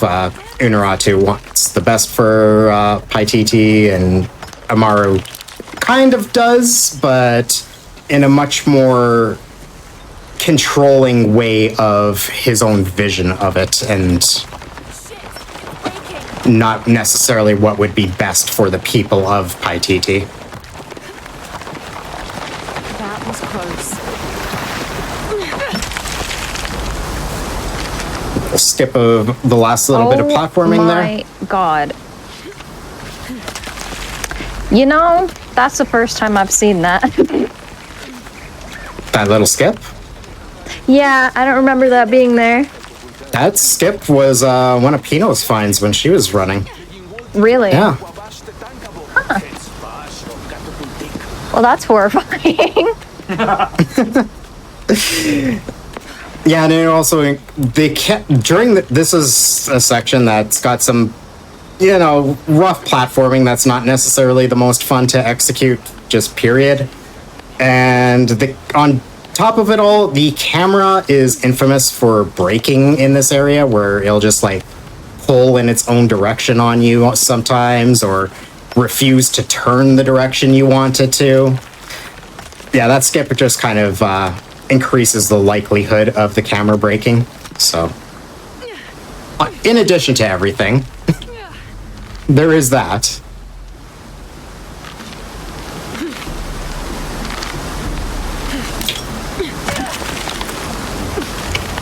So again, as you can see, I could have went up and went to the overhang and jumped to this overhang, but we try to avoid as much of this as possible because, as you can see, the climbing animation on the overhang is a little on the slow side. So whenever possible, we will go for swings, even though they're risky, just to avoid as much of the overhang climbing as we can. But here's Unuratu's cell, and now we're gonna break her free. How is it? Safe. He helped me find you. He should be with you now.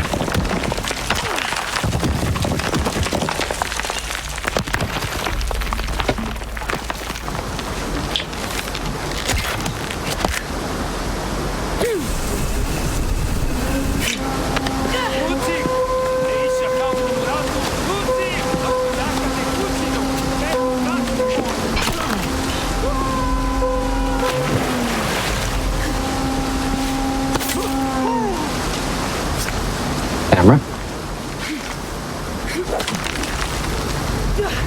There's always a slight delay there before you actually get control of your camera. It really wants you to look at Unuratu taking out that guy, which, in all rights, like, Unuratu is a certified badass. She's such a great character.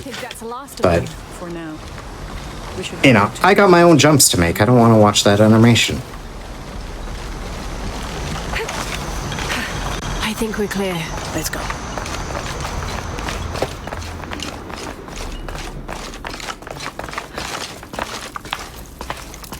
All right, and then we get a bit more exposition of what's going to happen toward the end of the game. the whole point behind the silver box and all this, now that the events of the apocalypse are in motion with the eclipse of the sun. I'm gonna find out what exactly the leader of Paititi, who rightfully should be Unuratu, is. Come, I want to show you something. The eclipse is coming. Once it is here, the box must be opened. Temptation of the box is so powerful, it will pull me toward it and tempt me with a fantasy, an easy way to solve our problems. But it will only show me my strongest, most secret desires. I have prepared my whole life to resist it. Amaru has not yet seen the box, but already its power corrupts his mind. Paititi is its people and can only survive by our will. Yeah, we get a bit of that background I was talking about of Amaru. If Amaru remakes He wants to do well for Paititi, but it's not in the best way. We face many threats from the outside. And he's going to use the power of the box and we must confront it to remain true to ourselves. How do you know you'll be able to the resist the power once you have it? ceremony, I guess, I don't. for lack of a better word off the top of my head. But if my With it, the crimson fire will guide to me and hold me to my go purpose. through with what his idea We is should go. for Paititi instead of what would necessarily be best for the people that live here. What is the crimson fire? It is my destiny. It's connected to the sacrifice of Kukulkan. When the crimson Gotta make fire- sure to grab our last 2 beetles on this walk. One right here, and there'll be one more right after the door. Do any of those creatures? So I've grabbed 6 in total. We will be using 2 in a fight coming up fairly soon, The caverns around and then 1 as a little bit of a altar where the box was taken. safety net during the final fight. Your shield. They were tall and fast, hungry, almost desperate. I will not call The them 2 for the fight coming up, though, are absolutely essential.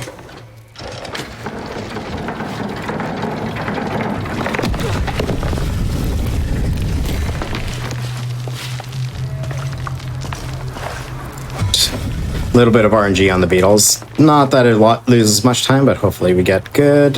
Yeah, that's not too bad. Sometimes that beetle has a wide path that it can walk through here, so sometimes you have to walk a little wide to go and get it, But Paititi owes much of its safety. which They protect it. loses a whole, like, 1 second. I know. Actions have that effect. Insane time loss, especially compared to all the mishaps we just had a little while ago. Gotta get that 1 second. We have to stop it. No, not unprepared. And not stay near me and do as I do. The crowd could turn on us. This way. Best line ever. The crowd could turn on us. I've tried so hard on my first playthrough. As soon as she said that line, I tried so hard. Nothing can happen here. I'm like, I want to see this. It's like nothing. The most you can do is stop moving. That's unfortunate. Yeah, I was really hoping that I would get to see something cool from that, but yeah, no. The crowd indeed cannot turn on you.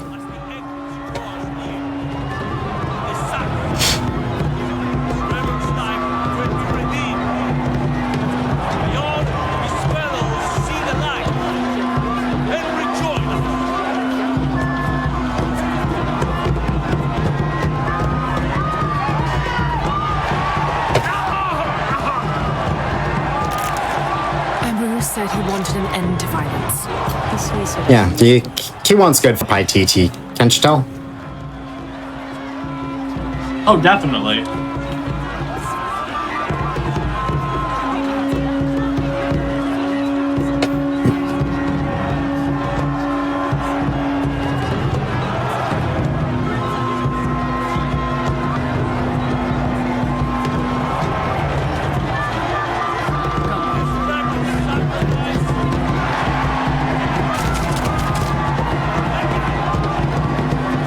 At least we got all the good bongo cat action through here. They are afraid. Only good reason. Not much fun. The tomb is being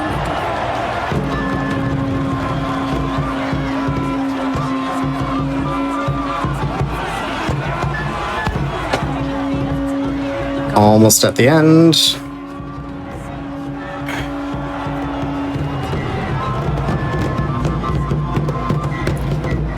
And then we got a little climb up to a tomb and then a fight. At dawn, when weakness falls away. So right off the get-go, I'm going to go for some optimal movement just to avoid a short, but, you know, 5-second little radio conversation with Jonah. Normally, whenever she pulls out the radio, you're only able to slow walk. So by moving forward, jump roll, and I didn't get a jump immediate. What? That wasn't too bad, though. You're locked out of jumping when she's holding the radio. Why did I do that? Yeah, you're locked out of jumping when she's holding the radio, so you can do a jump roll into the wall scramble immediately there, which... At least she grabbed it, though. You didn't fall in the water fully. Yeah. I thought she was going to let go when she hit the surface. I really did. Good. Now to get in. I make this joke all the time, but hey, look, it's the shadow of the Tomb Raider. That looks like my way. Oh my god. Do you ever break the camera there too for fun sometimes on practices? No, I don't mess with the camera at all there.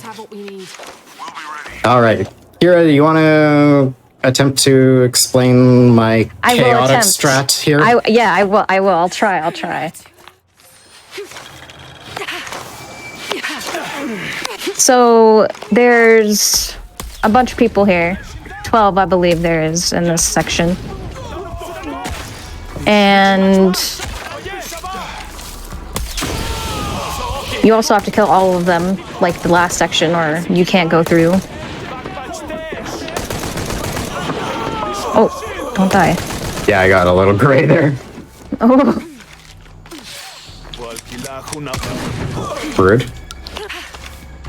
All right. Jonah, where are you?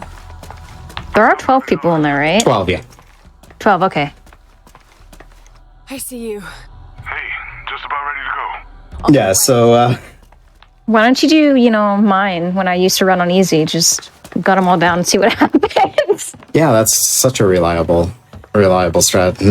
Not at all has risk of going very bad. So that one was actually an example of that strat going poorly, yet it still went fast, and I got through just fine. Oh no. So that area, because there's 12 enemies, they can put you into the gray and kill you pretty fast. There's a number of archers. There's a number of melee guys that chase you down, and they do massive damage with their hits. But that's the leader's. That's area. There's been a few different iterations of strats to get through there. Some of the versions of strats to get through there could go very well and be pretty much just as fast as what we just did. However, their consistency was not the most reliable. And a death at any point during that fight, the checkpoint's at the beginning of the fight. So you have to redo the entire fight. You die on the last enemy, you do the redo the entire fight again. Begin the preparations for the Bellio chamber.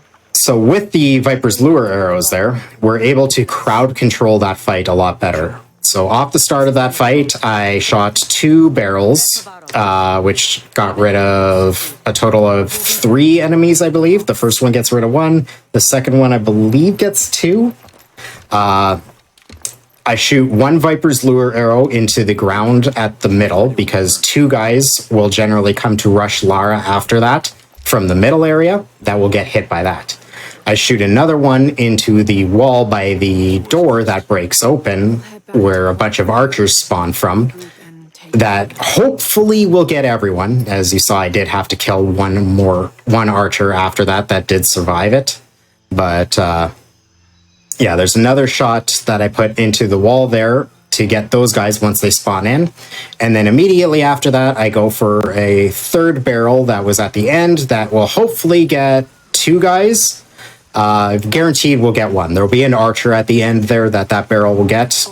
If I'm lucky, there'll be one of the guys that drop into the arena will drop down beside him and get hit by that barrel as well. Sometimes he can drop to the opposite side and get missed by the barrel, which just means we have to gun him down. And then after that, it's just cleaning up anyone who's wasn't in proximity of any of the Viper's lure arrows or the barrels.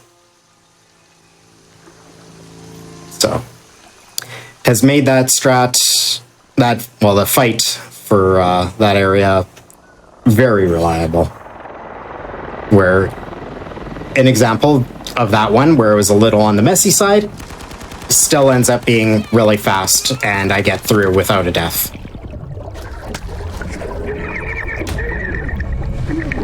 And still to this day remains one of my proudest moments with anything speedrunning, because yeah, that fight used to be a potential run killer, because if what we had didn't go the way you wanted it to, yeah, you could easily lose 30 seconds, a minute and a half. Every time it didn't go the way you wanted it to in a row was going to be another 30 seconds of time loss.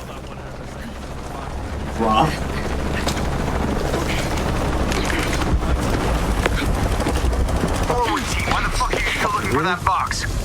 So now we have a section that's actually amazing casually. This is a great example of forced stealth in a game done well. After the helicopter guns us down there, you lose all of your gear, so all Lara has right now is a knife. So this is meant to be forced stealth. However, if you know where you're going, you can kind of just avoid almost all the enemies. You forgot to reset the checkpoint. Yeah, I did. While I was talking. I mean, that reload checkpoint saves like 2 seconds. It's not much of a time save. It just saves that little animation of her looking at it, and you can jump immediately.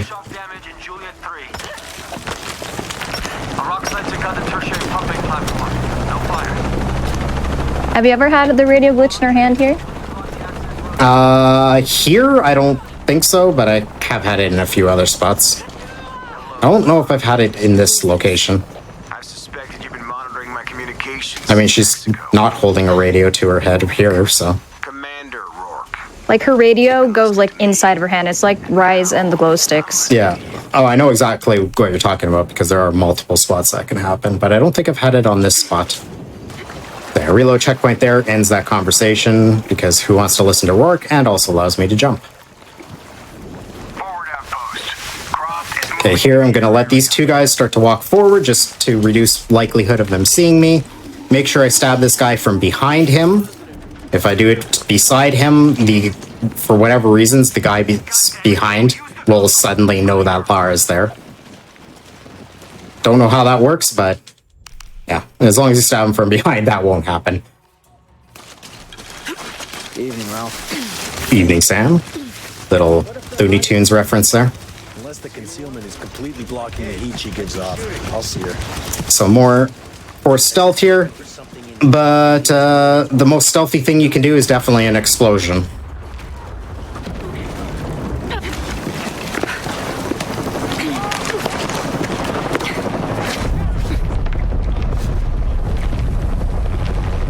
Yep, that counts as stealth. I'm gonna skip the radio conversation there.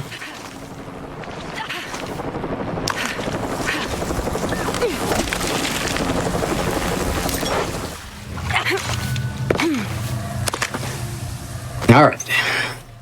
Here we get a bow again, and we also get fear arrows. So what fear arrows do is they're hallucinogenic, and they cause enemies to strip out and start killing their allies. Hopefully we get a good RNG and he kills both guys. Yep. Sometimes we have to stab one of the guys there. He killed both, and then he just dies off on his own. As soon as this is up, we'll use it to boost the signal. How about more light? Now, I haven't been running this category much as of late because I've been grinding out the new No Major Glitches category. This isn't the easiest to do. Hopefully this goes well for me. Because we are going to jump through. Nice. Nice and fast. Nice.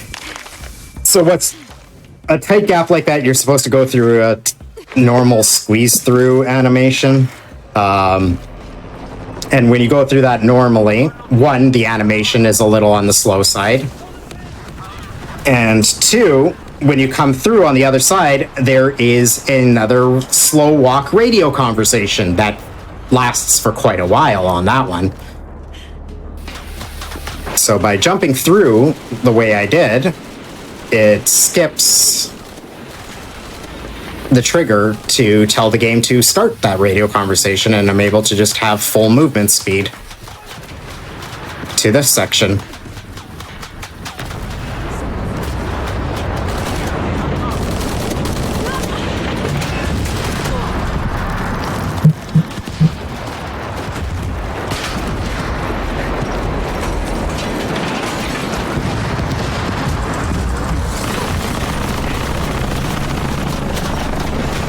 And unfortunately, the best cutscene of the entire game exists right after this jump here. But it's one of the ones in the game that's actually skippable. I hate it. I wish they didn't do that. Out of all the cutscenes in the game that you can't skip, the best one is one of the ones you can.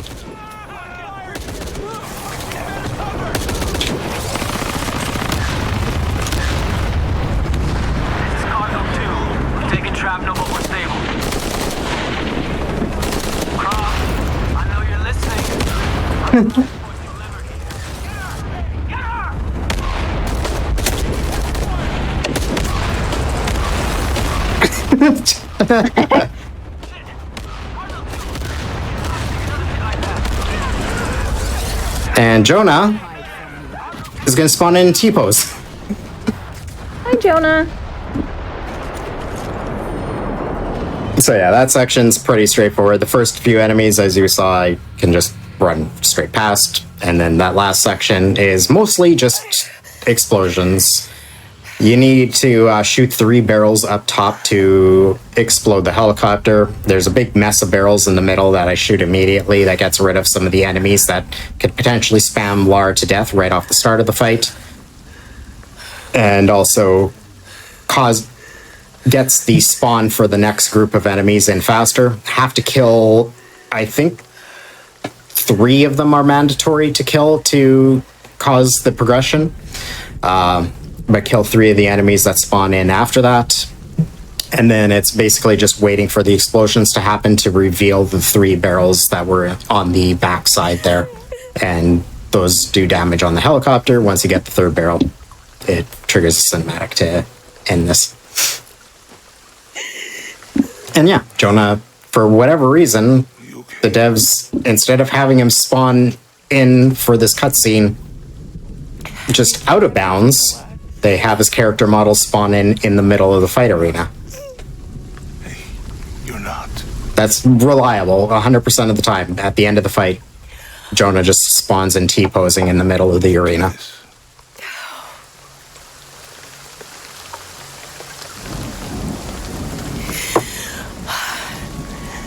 Come on. Where to next? Can't stay here. I don't know, Jonah! This is actually a really good cutscene if you're fully going through the story of the game. It's such a great moment with how good of a friend Jonah is for Lara, and just kind of keeps her grounded. And we just make fun of it. Yeah. Being speedrunners and having watched it hundreds of times, we make fun of it. Yeah, I'm trying really hard not to make fun of it right now. It's not Mayan? I can't believe What? Oh my god! The serpent in the chalice is a symbol of St. John. We're looking for a Christian. Oh my god. Like a Church of San Juan. That's a pretty Yeah, that is a pretty common name. Mind blowing. Not within trekking distance from Paititi. That's true. How many would be in trekking distance from Paititi? What? Come on. Revolutionary, man. Talk to some people. We put the pieces together. Okay. What would I do without you? What would I do without you? Well, Lara, you would probably be dead by now. Yeah. Probably be dead by now.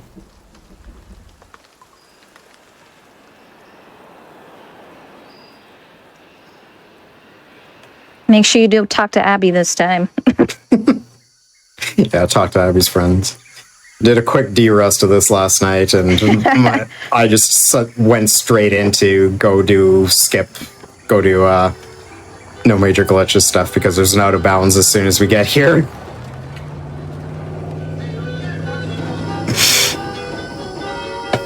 All those rooftops we're looking at right now, yeah, we go and jump on top of all those. Quite fun. It's a fun category. But here, what I want to do is do a quick reload checkpoint, which is going to get me stuck on Jonah. Abby's not moving, though. I should be able to get jumps again. Yeah. I know that doesn't seem like much, that I just got a couple jumps there to get just right here. But normally you have to walk with Abby slowly while she talks here. And it's such a slow walk that actually saves about... It's been a while since I ran this category seriously. I think it was 15, maybe 20 seconds. Those like 3 jumps I did saves like 15 seconds. That's how slow you have to walk with Abby. What about you? Did you find anything? I got a pamphlet. 7 steps closer to God. Who knows? Yeah. Maybe it'll help. I mean, it's like this. You just walk so snail slow. Unfortunately, there's no way to skip this with Jonah. In fact, if anything, you can actually slow this section down trying to skip with the slow walk with Jonah. All right, so in here, we got to reveal some clues. We're getting close. Look around for signs of locals. Thankfully, we don't have to go and pry open every little hole in the wall. We know exactly the 2 clues that we need. Seek refuge under his wings. Just this one. Because there's multiple little spots on the wall that you can break open like this. But we just need that one and this one. The sun will be darkened and the moon... And we need to find a heron and an eclipse. Jonah, those 2 Bible quotes. The sun will be darkened... But I guess a heron and a sunset will do. That's it. Look for a heron and an eclipse. A heron and an eclipse. I don't know how that's an eclipse, but... If you believe hard enough, it will become apparently that's an eclipse. We'll find a way.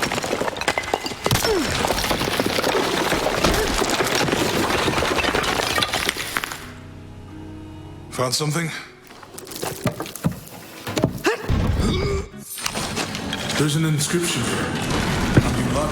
Alright, now we get down to the basement area, where we follow this journey, which is going to follow the Stations of the Cross. Well, a version of the Stations of the Cross that only has 7 stations as opposed to the traditional Catholic 12 stations, if you're familiar with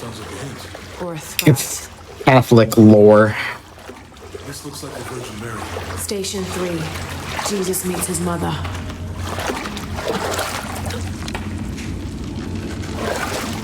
That mirror looks Pumped. Thank you. So you do get a pamphlet that Jonah gave us on the way in to the church there. Well, the library. That does go through the 7 stations version of the Stations of the Cross to assist you through this puzzle, but again, we already know it. So everything's in nice set, consistent locations, so we don't even have to think. We know exactly this just needs to be turned 1 spot over to the side here for this station.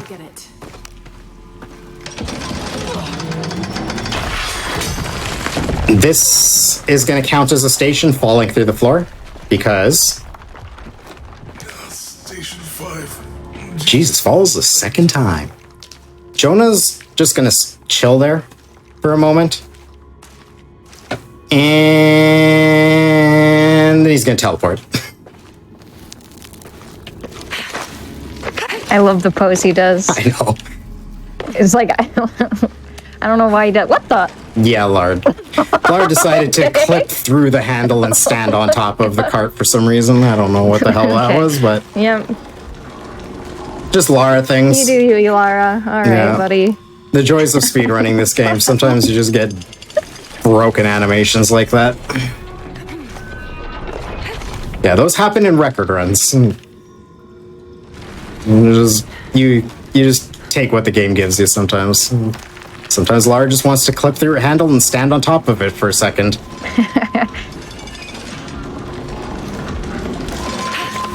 So again, She does have a mind of her own. last couple stations, we already know which spots they are, so just redirect it where we need and get the silver box from where Lopez in, what is it, the 14th century or something was here, and moved the silver box. So we now found it. But of course, taking it causes everything to fall apart, because why wouldn't it?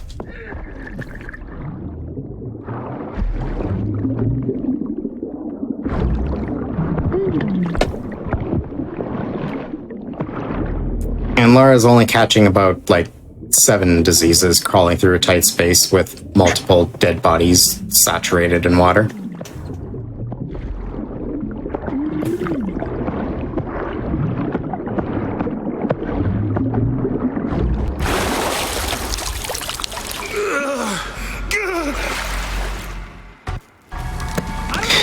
Alright, Kira, you want to try to just explain the strats through here and hopefully I don't mess them up?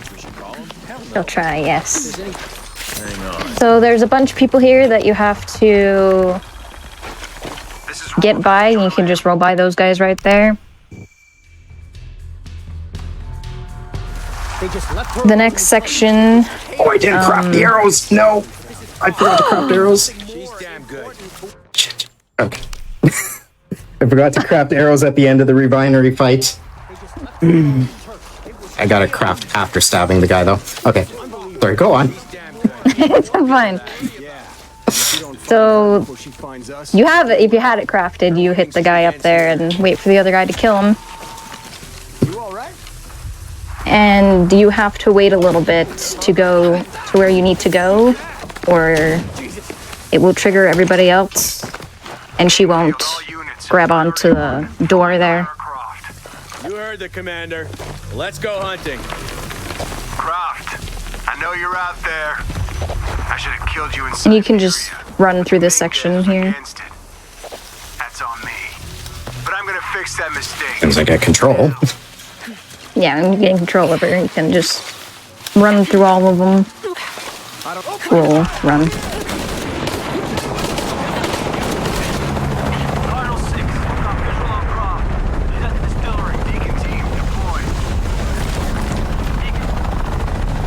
It's so weird to not see pure white. Yeah. So no major glitches. We get to this fight out of bounds, but it breaks the lighting in this section. So we're like a blinding light for this fight. Oh, that was the last guy. What? I thought the finals still need to spawn. I found that if those two guys that usually jump down, if they instantly die, the other guy won't spawn. That's happened like twice with my practices. That's when I found. It's actually the guys up top. It's if everyone dies from the explosion, or if one of the guys was hanging too far back to die from the explosion. Yeah. Because one of them can hang a little bit back, get missed by the explosion, so you'll have to finish him off, and then the final guy spawns in. It can look like the same guy. I hope you get hit by the car. Just saying. Thanks. You're welcome. There's a little bit of funky physics RNG with some of the set pieces here. So we got a collapsing set piece section here. And there's a certain car that will sometimes fling up into the air and hit you while you're swinging on a rope. I have got it multiple times. I've had it once, and it was a dead run anyway, so it didn't matter. This white car coming up right here. Like, really close to her face. It launched, but it missed me. Oh my gosh! See, that's what happened to me too, but it didn't go over her head. It went like right beside her. Yeah, so that can happen, and it can hit her, and then No car meme. If anything hits her when she's on a rope, she lets go immediately and just will fall to her death.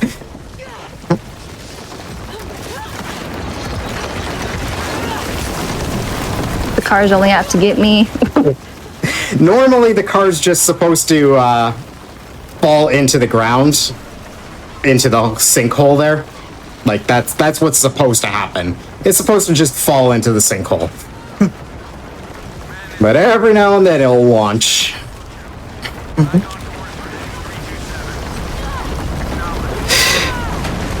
So yeah, through here I did a few little jumps just to avoid her sliding animations, just because she gets such height from them that it gets her further down the slide faster than just sliding. Did her feet go in the ground a little bit, or am I crazy?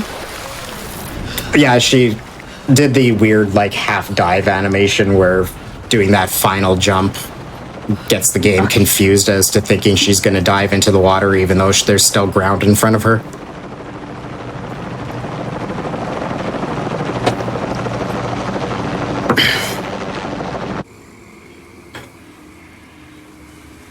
And of all the cutscenes in the game, this is the most painful part, because we're getting up toward the final parts of the game, final climax, and we've got 2 sections of cutscenes back to back with 2 seconds of input in between them. So we get a 2-minute cutscene.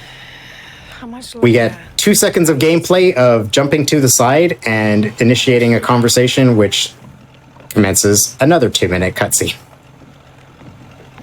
I'm sorry I lost the box. It's not your fault. I mean, yeah, if a car flew up and hit me, I think I'd let go too. All the way back, as far as I can remember, it's always been them. I could have had a family. Everything could have been different. We will get the box, and we will stop Dominguez. We will stop Dominguez. It's gonna happen. We gonna get him. Lara said so. Uchu best character, just saying. I still Oh my gosh. go with Udara too. Your Highness, Did I miss something? Something just fell in my room. Oh, okay. I'm like, did something glitch out in the background and I wasn't looking? This will not be easy. We'll have to adjust the plan. Please, take your time to prepare yourself. We'll gather intelligence and fighters. Here comes Thank you. epic gameplay coming. I'll stay here and lend Uchu a hand. Let me know if you need anything. Okay. Crazy strats. Jump. Talk. Jump on his head. What's the plan coming together, Edsley? And more cutscenes. I like how she vibrated there for a second on the floor. Yeah, you can actually knock down Etsley when you jump over there, depending on the angle she jumps at, and yeah, you can like full out like knock him over and still talk to him. We have the best chance to intercept them, but we could easily be overwhelmed. Oh, If we go in don't want to get overwhelmed. secure, but our timing would have to be perfect. Ooh, perfect timing. Slip through our fingers. Can we do both? If we approach Helen, So I can go smart. around the other way and act as a sniper. Act as a sniper. Oh my goodness. We're gonna get an epic sniping section.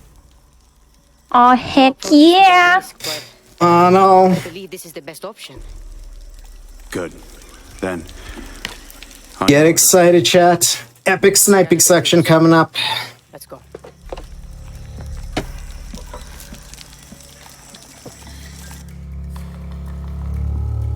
I would never lie to you.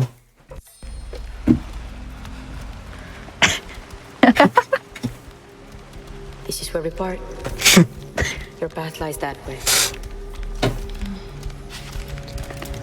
Just got a bit more cutscene. We got snipes coming. We got snipes coming. Best part of the game.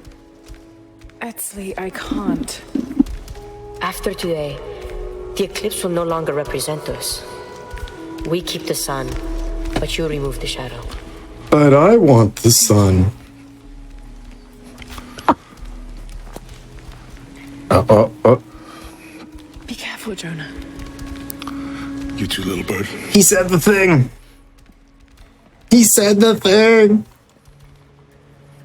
Yeah, Jonah calls Lara Little Bird in all three of these games.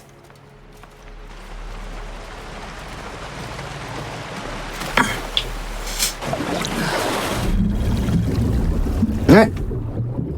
So another swimming section. This is a really long one, so normally you would have to take a breath in here.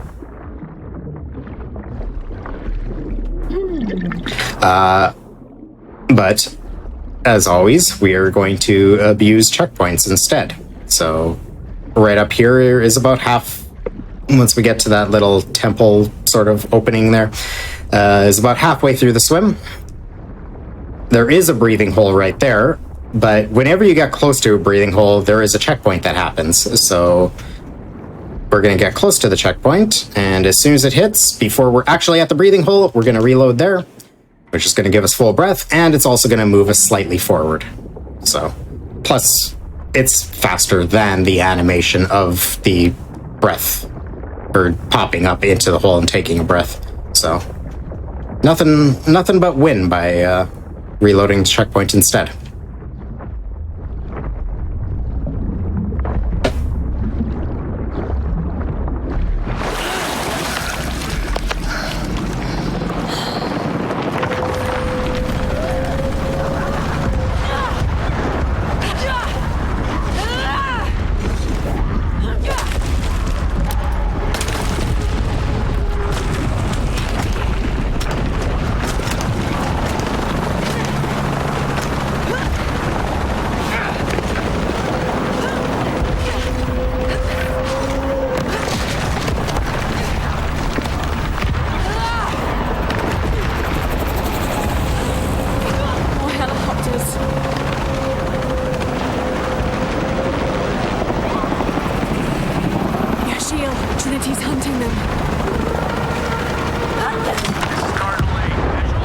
Just a little bit of platforming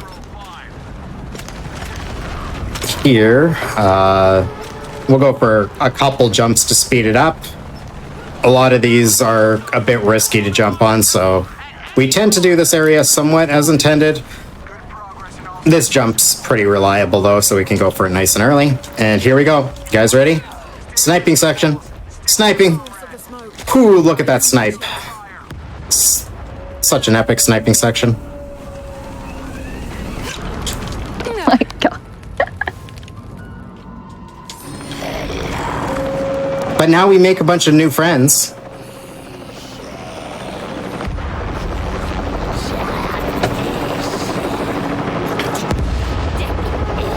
Look at all our new friends. I remember when the audio glitched out here for me and was really scary. Yeah, that clip was wild. Like, I paused the game and I could still hear them, and they were so loud. It was so scary. They are so scary, the noises they make, especially when it's super loud. Reinforcements. What? I hope you know what you're doing. Me too. Commander, we Hey, why don't you do what I do? What, jump into one of the character models and fall? Yeah, that's sounds like a good idea.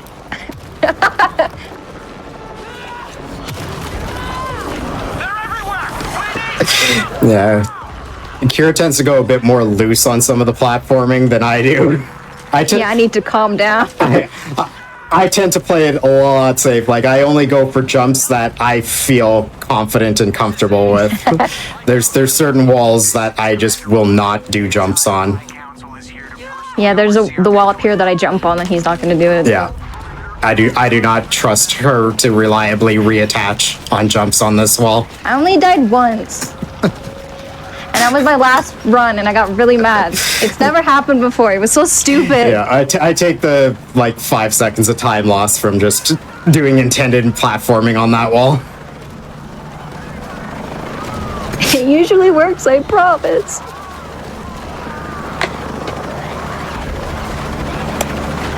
Alright. So, our Crimson Fire Shack Shell. Oh, I kind of messed up. I didn't have directional input in right away. No! Aww. If I would have had directional input in immediately coming out of skipping the cutscene, she gets frozen in place and then teleports to her next position. We're so close.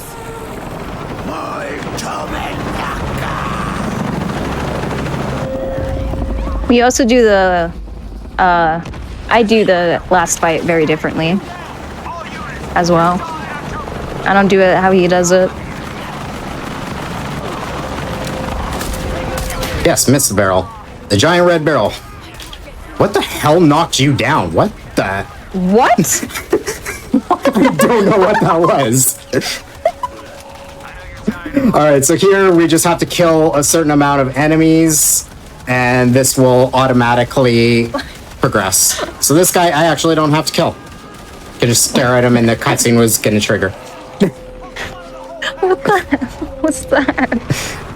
Alright, I've never seen that before. I'm gonna craft the arrows that I forgot to craft when I had time to earlier. Normally, I don't lose time by crafting those arrows, but I forgot to do them when I was supposed to. Because we do need some more for the final fight.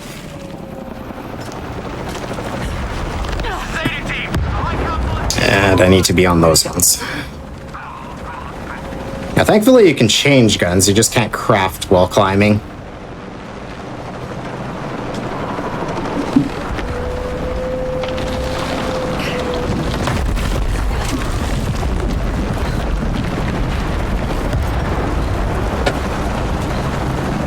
I was kind of hoping you would get the whispers of dead work there. There's like an enemy that can stay spawned in after that cutscene triggers, and when you start climbing up the area right after the fight arena, you'll just hear this one enemy like talking to himself.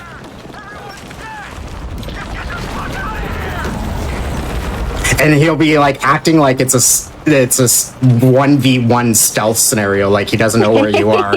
He'll just be like, just me and her. Gotta stay focused. Stuff like that. Just in a really low voice, just rambling to himself.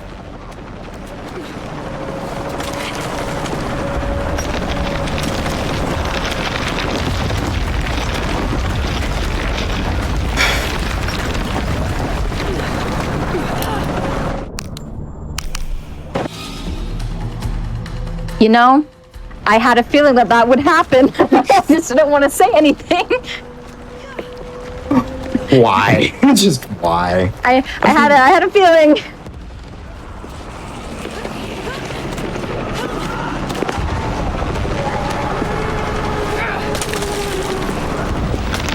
All right. Take 2. She did that yesterday too, didn't she? Yeah, she did do that to me yesterday. Just refused to attach the grapple there.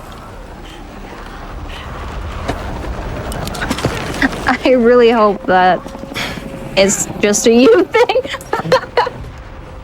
I just hope that doesn't happen to me on an actual PB run.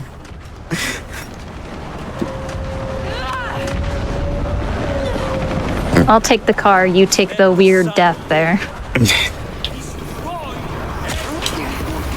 Alright, so we're going to use a fear arrow on that guy. That way he doesn't see us while we're doing this, and he just dies off.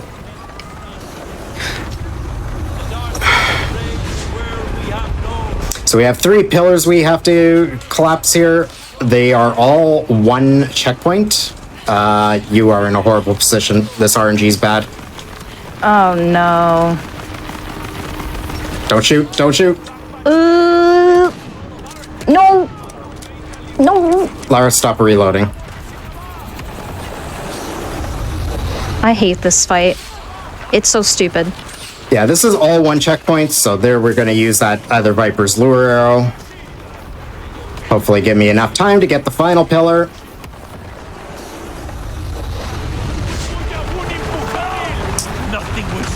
Alright, checkpoint. First 3 phases of the actual boss fight are all 1 checkpoint as well. Fun. Yeah.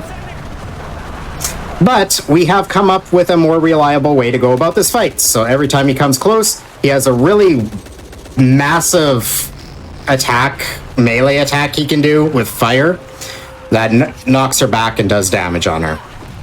Which, slow stun animation, and of course, well, damage. But when he starts to close in for it, the barrel's gone. Yeah, that attack. Oh, wasn't in position, so we can just melee charge him, and it stuns him back just enough that he won't initiate the attack. Which allows us to just continuously spam him with shots instead of having to worry too much about that attack. However, as you can see, there's a bunch of archers and that in the arena as well. They're still a bit of a concern. You blew up the barrel. Rude. I was going to use that on you. Alright. So that's the first 3 stabs. Now we get a checkpoint as soon as this animation stops. And to make sure that we do not need to worry too much about all the ads in the fight, we're going to reload checkpoint here, which is going to teleport us to the opposite side. And I can just slowly approach him while spamming him with shots. I need to get the barrel. So these last 2 stabs are all 1 checkpoint, but again, I'm going to go away because he's going to go for that attack immediately, and I need to reload my gun. And this guy's going to come first, so I'm just going to get rid of him. How the heck did that? Okay. I'm safe to healing. All right. Time will be coming up once I get him initiated for this onto this last stab. I did not think that was going to hit me. I'm out of heals. Stop it. Okay. Time will be coming up on this last stab. Now. Well, we had a lot of mess in that one. GG. You did well. I'm sorry. Even with all the little derps. Yeah, there's so many little things that can happen during these runs. Protect by it. Please. True. For the most part. You did well. Yeah, there's a few that were massive time losses, like they would have been reset points in a PB attempt, but I mean, technically I'm optimized enough that most of it would have been reset points for me, but yeah, there's a few that were large chunks of time. Some that were annoying, but just small little recoverable things. And then we get a bunch of unskippable cutscenes to finish the game, because of course we do. I think the king might have something to say about that. Yeah, at least time's over, though. Could you imagine there's just like 3 seconds of input at the end that you have to do? Oh my gosh. Knowing the Tomb Raider mods that set up the rules, though, they probably would have still called time, unless it was something that like you could significantly gain or lose time on. They probably would have excluded that from the run. If you had But yeah, that was Shadow of the Tomb Raider glitchless. So those of you that may have been around in February, as I did mention, we have some crazy out of bounds skips in that were in the run at the time, have all been removed from the glitchless run, and we have a few more crazy out of bounds in addition to those in a brand new no major glitches category, which is what I'm currently grinding out on my channel. So you can find me at, well, twitch.tv/SatoriEarth. Pretty obvious. My commentator here that joined me, first time with a commentator, is a fellow runner of the game. You can find her at KiraLay88 on Twitch. That wasn't so bad, Kira. I know you were nervous about having to do this today. Yeah, I'm like really scared. I hope I did. Yeah, I hope I did well. I tried my best.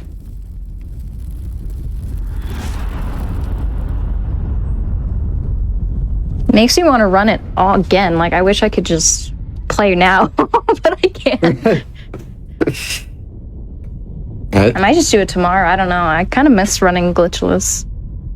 I do see one last question in chat. Why not the skill point that removes the ledge grab QTE? Because it doesn't actually save time.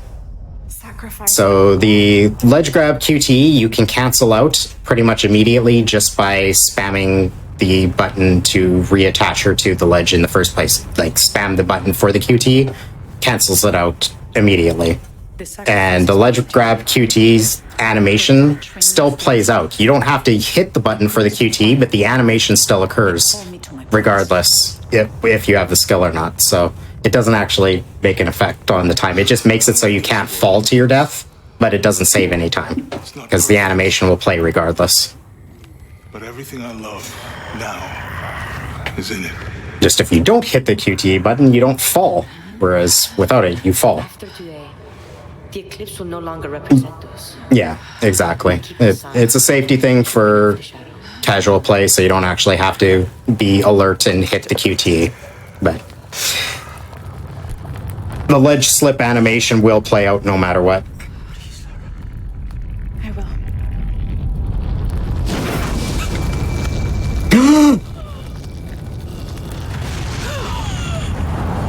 And no more Lara Croft.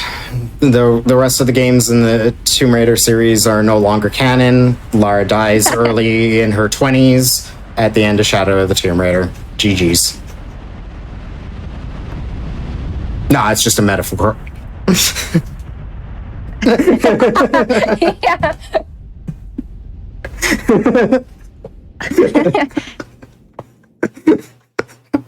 They're like, we did our 3 games that we had contract for. Screw the rest of the series. We're retconning them. No.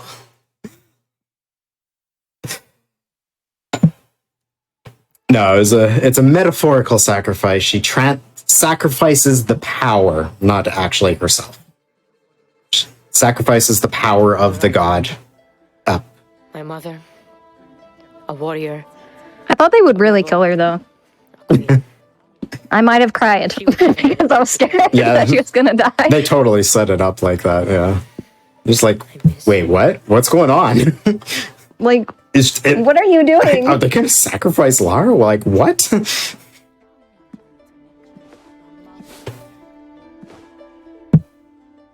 Now, we will heed her spirit to reunite Paititi. I might have to switch out a Plague Stone with this now.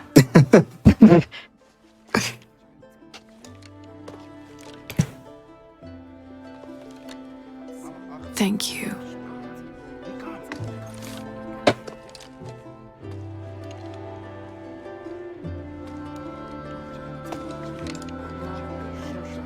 So I'm head back to Kwakyaku tomorrow. Really? Missing the jungle? Off in search of the elusive fish tree? I mean, if you guys are interested in these runs at all, as I mentioned, both of us do run all three of these. Actually, Kira doesn't run 2013 because she has some photosensitivity problems with the game, unfortunately. But I run all three of the reboot/survivor trilogy games, glitchless for all three, and no major glitches as well for Shadow, as well as the DLC Baba Yaga for Rise of the Tomb Raider. Kira runs Rise and Shadow, so we both run them. As well, if you'd like to learn the games and join, everyone in the community is very welcoming to new runners if you're looking to learn the glitch categories as well. Super welcoming and helpful to new runners. The boards may not look the most active at times. A lot of runners will dip in and out of activity, but that doesn't mean they're not still active in the Discord. Should someone new come in and have questions about the run or anything like that. And there's a few guides that are kicking around. Some of them may be outdated. I do have a fairly updated glitchless tutorial for 2013, and I am hoping by the end of the year to do one for Shadow, eventually Rise as well, but get one up for Shadow as well. So, yeah. They're great runs. Good cozy runs. Shadow's a great run. Shadow's a great run. Rise is trash. Rise is not fun for a glitchless runner. There's a lot of jank platforming and weird ways. If you want your sanity, don't do it. Weird ways you can die to pretty much nothing in Rise in glitchless runs. Apparently, it's a really good run for the glitched runners. It's a good starting point with the same similar tech exists for the glitched runs across the three Survivor games, but apparently Rise is the most beginner entry friendly of the glitched runs.